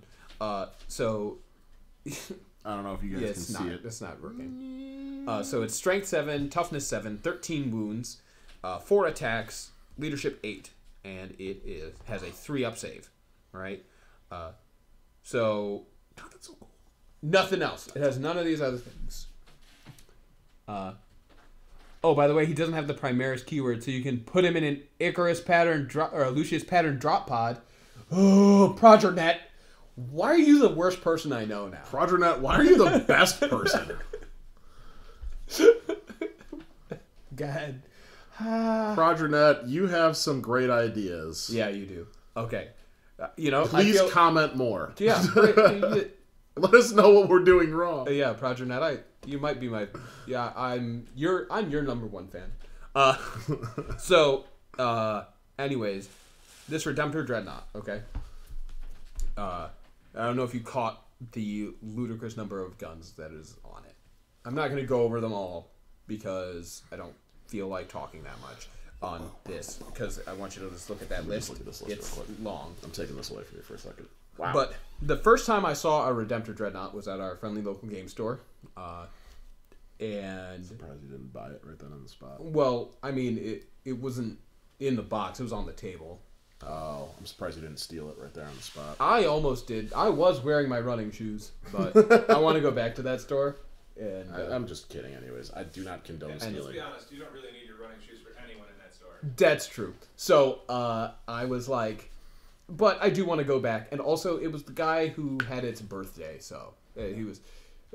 it was really cool because he had on his birthday, happened to be a Tuesday, so then he actually rented out the back room and was playing with his friends. It was really cool. They had pizza and stuff. I didn't eat any of the pizza either because I'm a good human being. Should have taken all the pizza. Could have put the Redemptor Dreadnought in the pizza box and just made off with the pizza. Yeah, I could have. And the Dreadnought. We've only had to clean it a little. Okay. So, wipe it off. The first time I saw this Redemptor Dread, I don't know how this happened, but it got... Progernet, are you saying you have 4 Redemptor Dreadnoughts? And 4 Lucius Pattern drop pods? Do you have 4 of each of those? Do you have 4 of each of those? Or do you have 4 Lucius Pattern drop pods? Did he have tacos for He did not have tacos No for Taco Tuesday, Matthew. They had pizza. Pizza Tuesday. Pizza Tuesday. It's a Pizza Tuesday, you know? We should stop that. Because we sound really stupid. He says, yeah. Oh. Wow. Oh. So, this Redemptor Dreadnought, right, with its freaking macroplasma incinerator. I used the drop pods for Leviathans originally. You're amazing. You're great. So, this Redemptor Dreadnought, right, his opponent had brought an Leviathan Dreadnoughts. Yeah. So this dude's opponent brought an Imperial Knight, right? Mm-hmm. And did the Redemptor bring it down? The Redemptor punched it out. Because as this knight is approaching, he's just hammering away. right, with this macroplasma incinerator and some supporting fire from devastators with las cannons, right? And this thing's just like eating a bunch of stuff, and then it's like, I've got one move left, and it tries to Dixie twist its way into melee range with the Redemptor Dreadnought, and then it whiffed all of its attacks because it was so low on wounds by this point. And then the Redemptor Dreadnought hit it with its Redemptor Fist, and I really hope in everyone's mind it shouted Redemptor Fist when it did this, and like uppercutted this dude, right? It has 4 attacks. It hit Redemptor Punch. Redemptor Punch! It hit all 4 of these attacks. Nah, Siege Drill and Cyclonic Melt-a-Lance. Oh my god. 2 times Grab Flux Bomb parts make me sad. Yeah. Yeah. So this thing literally just punched out this knight, right? It hit with all 4 attacks, all 4 wounded. This poor knight failed all 4 invuln saves. And then got hit for 4d6 damage. No command points to reroll?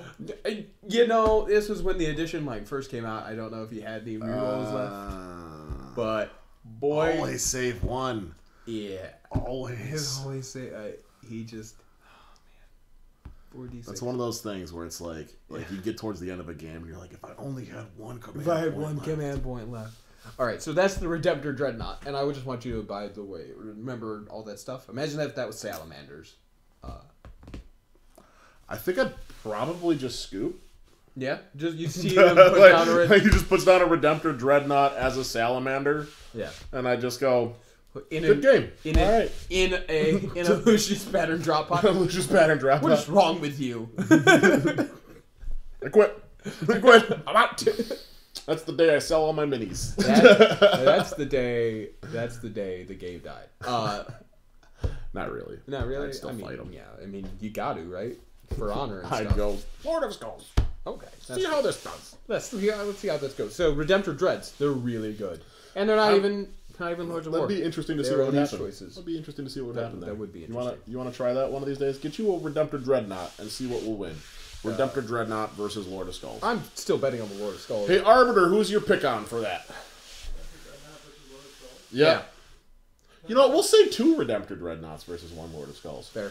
How much do they cost? What's the points equivalent to? Yeah, that's the question. I don't know. So while you figure that out, or somebody else figures that out, we're gonna go back and we're gonna check out stratagems. Hey, Proger, do you know the points cost of the Redemptor Dreadnoughts? Roger says #Redemptor. Oh, he's betting on the Redemptors. I guess we'll have to do it and see what happens. Yeah, Proger, buy me 2 Redemptor Dreadnoughts, and we'll you don't actually have to buy them. You can just proxy. Yeah, I mean, I guess, yeah, just use Bjorn and Sigurd. Or not Sigurd, Sven, excuse me. 200-2 with the way I run it. And there goes Molag Ball. Always Molag Ball. Okay, so let's take a look at we're gonna take a look at the stratagems now.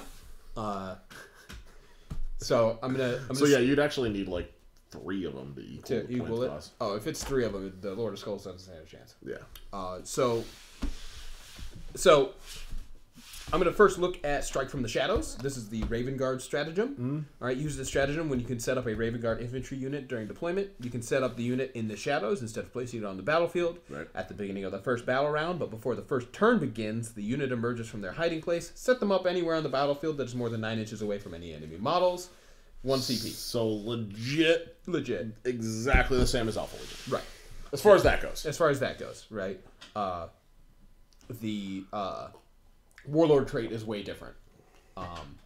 But still, so if you are a Space Marines player, right? Yep. And you are playing Raven Guard. Okay. You can set, and you do your stuff, right? Do your things to make sure you have first turn. Okay? And pretty easy. It's pretty easy, right? Use transports. Just have less units. Transports are really key to that. Razorbacks, rhinos for stuffing in like units of 5. I like to use like 2 units of 5. Fit, yeah, they can fit 2 units of 5 or 1 unit of 10. Or 1 unit of 10, or but like they can't whatever. fit Terminators anymore. Yeah, they can't fit Terminators at all anymore, which is so sad. Like, that angers me. I think Rhino's got a huge... Can drop pods still get Terminators or no? No, sir. Really? Yeah, pretty much nothing can transport Terminators. Wow. Well, not except for like Land Raiders and the Storm Wolf, if I remember correctly. That's sad. I mean, there's a purpose behind it. Well, yeah, but still, it's sad. It is still sad, yeah. Because now there's something so fun about just what's in that Rhino? Terminators. Terminators. 5 Terminators. Come out and be disappointments. Check us out with our 2+ armor save. Yeah. Although, really, all Terminators stop like again. By the way, we're going back to me not playing Terminators enough. You don't play Terminators enough. I don't play Terminators. You used to play Terminators a lot. I know, and I don't play, Psychers enough. I don't think I've played you so far in 8th edition where you brought a Psyker. Okay, well, next game we play, I'll probably bring y'all. Now you guys know, next time you see us play, which might be this time next week. Maybe it's tomorrow. Maybe it's tomorrow. My God. Maybe not. I don't know yet. We'll decide. Okay, so I'll probably bring y'all Stormcaller. Okay, anyways, but if I bring a Psyker, right, and he comes in with the Terminators, he can do Stormcaller, which is the name of a spell. Yep. And summon Terminators, basically. No, it summons up cover within 6 inches of him. Oh. So they'd be dropping with like a 1+. Stormwolf can fit 8 Terminators. Yes, it can. Matthew Molina, which is weird considering they can just deep strike normally. Yeah. I'll come back to that. Yeah. Actually, I'll come back to that because I have thoughts on deep strike and stuff. Although we're running, it's not as effective. Yeah. And also that's my thoughts on it. Yes. I straight up, the last game I played, I was dumb. Deep strike with Terminators. Yep. And then forgot about them. Right. Did the rest of my turn, shot a whole bunch of stuff, and then I was just like, okay, your turn. Shit, I forgot my Terminators.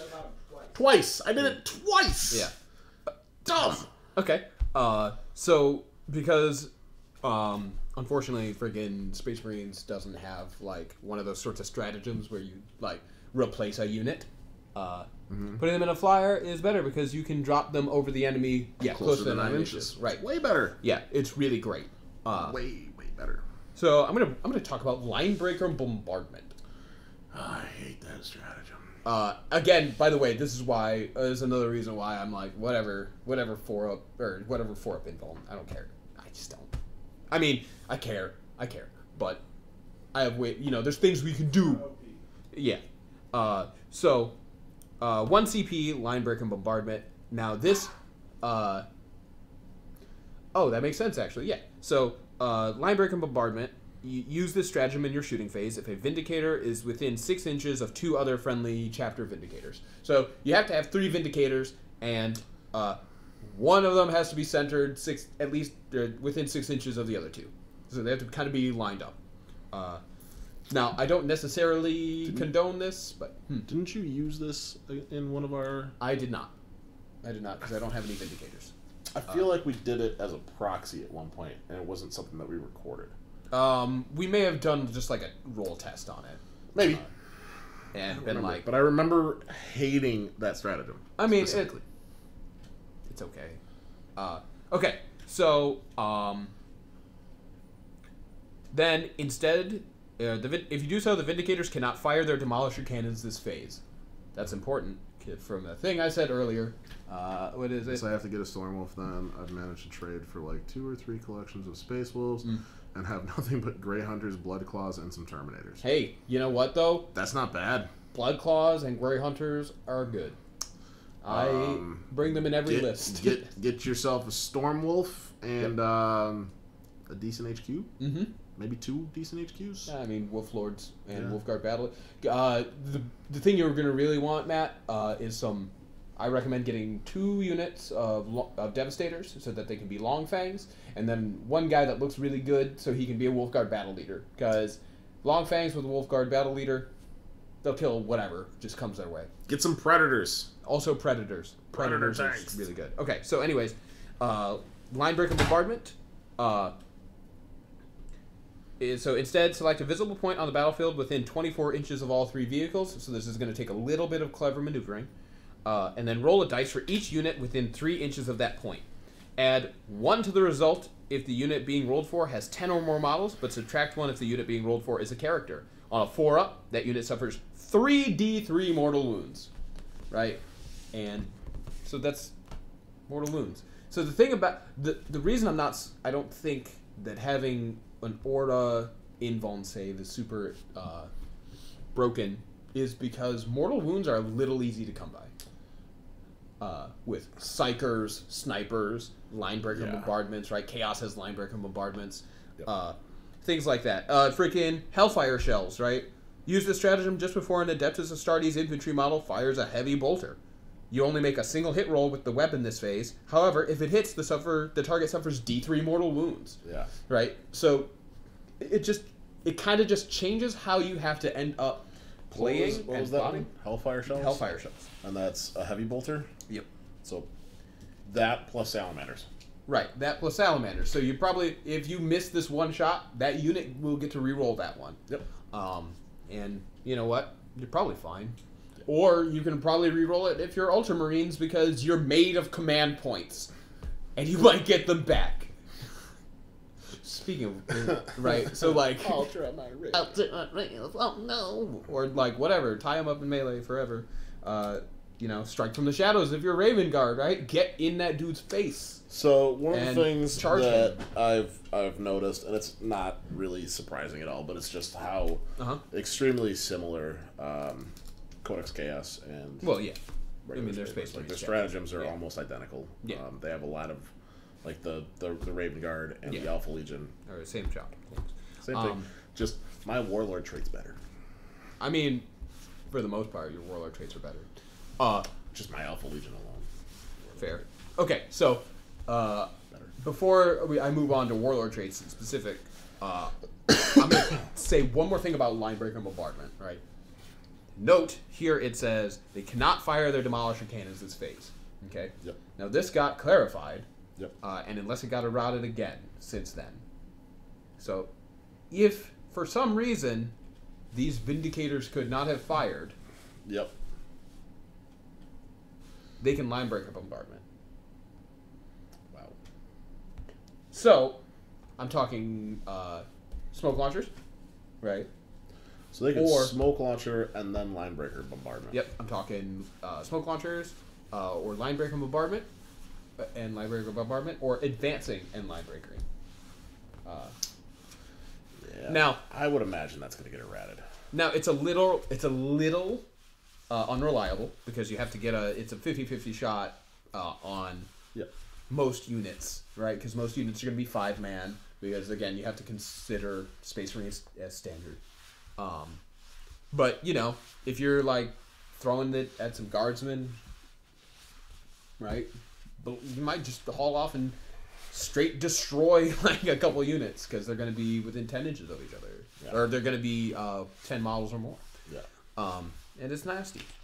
All right, let's talk Warlord traits for a minute here. And this is why Ultramarines are going to be super mega common, right? Yeah. So, Warlord traits on named characters, right? If a named character is your Warlord, you have to take the faction, the sub-faction Warlord trait. So in this case, the chapter. In your case, Legion or regiment, whatever. Okay. So the White Scars, they get, and I'm coming back to Ultramarines. So White Scars get Deadly Hunter. Roll a dice each time your Warlord finishes a charge move on a 4-up. That unit suffers a mortal wound. It's pretty nice, but it's only for your Warlord, right? Yeah. I really wish White Scars had kind of gotten this all over the place. He has an aura. Have y'all done AdMech yet? We don't have any AdMech codices. We don't have it. We don't have it right now. Sorry. I mean, it's good. It's good. Having watched a couple things about it. Yeah. And I want to get my hands on it. I have a local friend who's a little shy, and he plays AdMech a little bit. If you've watched the channel, I have one bat rep with him, and I want to bring him in for more because he kind of got really beat up by my Land Raider, and I feel bad about it. So you should feel bad about it. I mean, you do. Yeah, that's fair. Okay, so anyways, White Scars. I kind of wish that White Scars had gotten. I don't know, something here. Like maybe if they could take bikers as a troops choice, like they could last edition. Yeah. So then they would have they would have something over Dark Angels as a bike. As a bike faction, right? So like, one sec.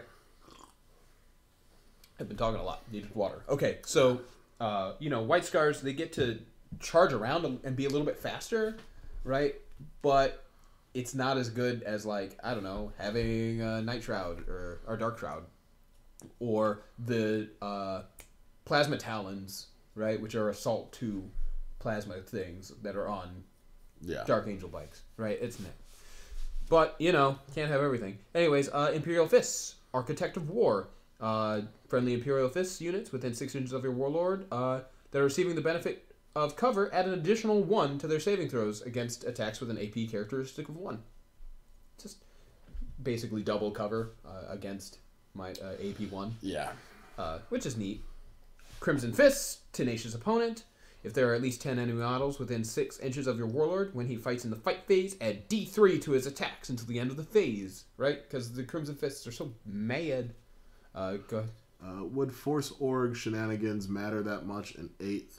You no longer need to run troops when you can go overboard on spearheads and such. Well, so all of the codices have given troops choices as long, have given them objectives secured. So it's not really Force Org shenanigans. It's just you'll have a better chance of being able to hold objectives. Yeah. If you do that. Hence why I want White Scars to be able to hold objectives with bikes. Yeah. Because it gives them something. Good question, though. Thank you. Black Templars have Oathkeeper for their Warlord trait. Your Warlord can perform a heroic intervention if the enemy are within 6 inches rather than 3 inches, and can move up to 6 inches when doing so. Right? Because they're all melee heroes and whatnot. Salamanders have Anvil of Strength. Add 1 to the Strength characteristic of your Warlord. That's pretty sad. That's not great. I think they actually have the worst Warlord trait out of all of them. But they have the best chapter tactic out of all of them. So, Raven Guard. I really like Raven Guards, actually. Enemy units cannot fire Overwatch at your Warlord. I'll just keep talking here. Yeah. And at the beginning of 8th edition, Aura ability is still stacked, and I ran 4 Dark Shrouds, and you can't shoot at me with my Black Knights. Yeah. Yeah, that's exactly, Proger. Exactly. So Iron Hands, Merciless Logic. Each time you roll a hit roll of 6 up for your Warlord, make 1 extra attack at the same target using the same weapon. These bonus attacks cannot themselves generate any further attacks. That's pretty good. But I think the first and best Warlord trait here is Adept of the Codex. Whilst your Warlord is alive, roll a dice each time you spend a command point to use a stratagem. On a 5-up, that CP is immediately refunded.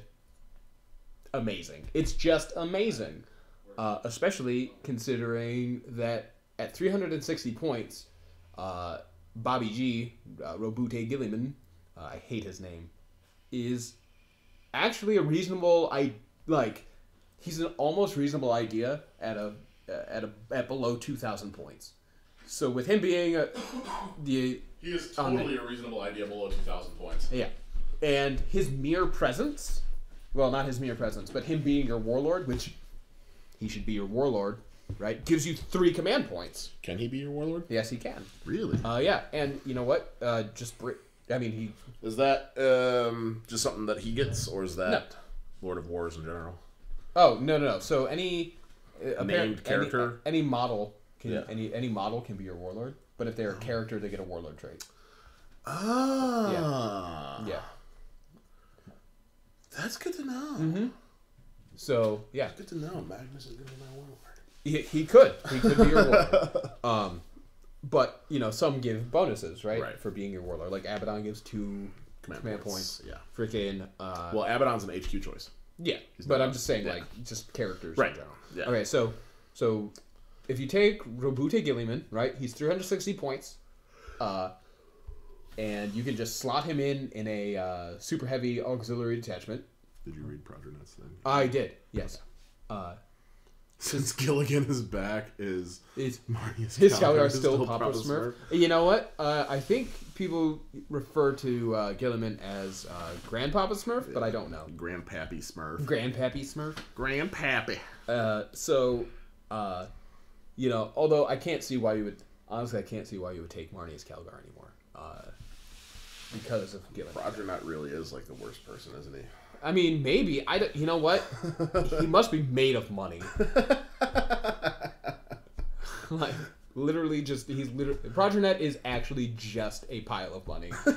Just a talking pile of money? Yeah. I don't know about that, man. I don't know. He could, there's other ways to get models, man. He can trade for them. That's true. He can trade for them. I mean, Matt trades for him. eBay. Yeah, eBay is like my best friend. eBay is Bay. So you did not just. I did that. I've said it to you at least 4 times. China. Okay. All right. Fair enough. There you go. You could just call Ghoulie Man. GP Papa Smurf. G Papa Smurf. Yeah. So G Papa Smurf is. He's. Rabute. Stop it! I hate that. Rabute. So he's a reasonable choice at below 2,000 points, right? Which is what that video you showed me. Yeah. Where such a whiny video. It was such a whiny video, but he did make Bobby G is ruining 40K. This is his one good point is that because he's 360 points, he's easy to slot into a list, and because list can come off of the keyword. You could actually, and I don't see why not, but you could probably bring him in a list 1,500. Yeah. I mean, I wouldn't bring him in like 1,000 points, but 1,500 is super reasonable. Yeah, you could still. You still get 1,200, well, almost 1,200. Almost 1,200 points to fill out battalion detachment, right? And then you'll have like 9 command points. And because Robute Gilliman is your warlord, you get a chance to get one back. Yep. Yeah. Yes. Can you hit show on that? Thank you. Okay. So if you swear in the comments, we have to approve it. Because, I don't know, YouTube. So, yes, I agree with you, Proger. I agree with you completely, ProgerNet. That video was not good. I was hoping he would have math to show why things were off kilter, but he didn't. And you don't come at me with some math, bro. And it's okay. It's fine, man. It's fine if you didn't know. Like, whatever. I should probably change that setting. It's just, I kind of have a worry about things. So that one works, Matt. Yeah, it did show. Yeah. So with him being so easily slottable, and the fact that you can take an entire army based off of a keyword, right, and have separate detachments that are taken off of different keywords. So you have an Imperium detachment, right, or an Imperium army with a, I don't know, let's say freaking a Raven Wing battalion detachment, or Salamander's battalion detachment. There we go. So Salamander's battalion detachment, and then a super heavy auxiliary detachment that is an Ultramarines one, right, and that contains Robute Gilliman, right. So you have Gilliman in this detachment. He's your warlord. The majority of your army is Raven Guard, right? Or Salamanders, excuse me. That's what I went with before, or I ended up settling on. And now you have 3 extra command points. And having those 3 extra command points, and now because he's your warlord, he gets the warlord trait, this Ultramarines warlord trait, and because he gets the Ultramarines warlord trait, now you're recurring on your command points. Yeah, it's super good. It's really nice. And Commissar Gamza almost has a point because of that. He almost has a point. But I don't think he really does because the video doesn't, and you can look him up if you want, but please don't. Don't give him views for his view.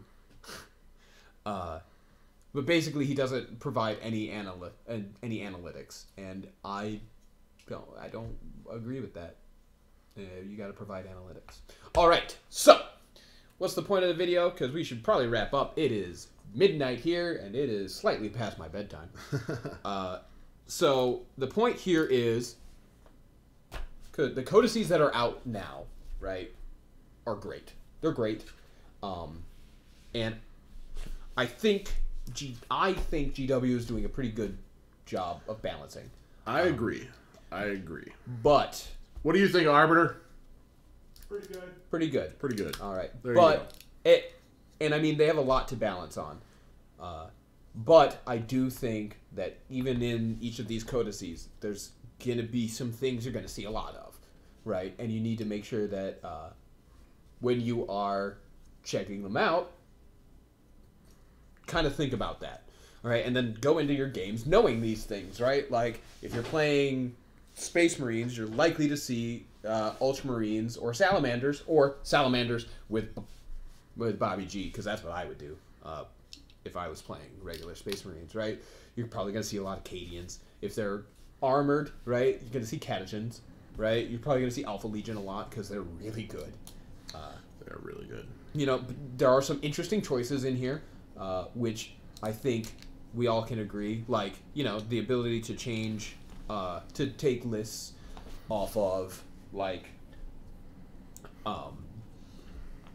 to take lists off of keywords that aren't necessarily obvious. You know, like Imperium as opposed to Astra Militarum, or Imperium as opposed to Adeptus Astartes. And I've kind of been trying to show that in my lists in the bat reps, but I don't own enough Astra Militarum at the moment to really display how that can be amazing. Also, I think there's not a lot of units that can tie that together at the moment. I mean, Gilliman can, but he's not fully painted yet. Yeah, I can't wait to see what he's actually... Yeah, what he actually does on the table. Yeah, same. I haven't had a chance yet, sadly, to see what he does. Yeah.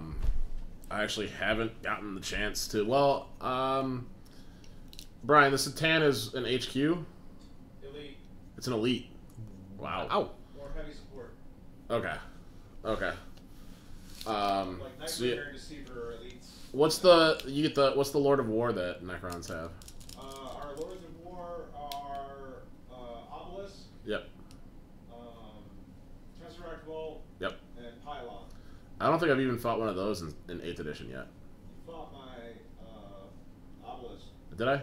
Yeah, you fucked it up with a Oh, the Wraith Knight. Wraith Knight. Yeah. So that's the only one I fought so far, as Lord of Wars go. Yeah. Yep. Monolith. Pylon rocks ass, though. Yeah? Yeah. Do you have one? Yeah. I want to see it. It's 90% of the way through the build process. Yeah. We'll check it out after the Yeah, we'll check it out after the wrap up video. Here. So, look forward to more. So I hope you guys had fun hanging out with us here in your mom's basement. Yeah. If you want to see some more, click that subscribe button. Leave some comments later, because I'm really... If you're really awesome, you'll click the bell, too. Yeah, you'll click the bell, too. Yeah. Subscribe plus bell. I think we've both come to kind of a taste for having live content, because a thing I kind of want to provide here is less like a super like studio feel. I want to have more of a, you know, hanging out at the local game store feel. Yeah. All right, so if you have ideas or whatnot, go ahead and leave it in the comments, and I guess, yeah, we'll see you later. Yeah.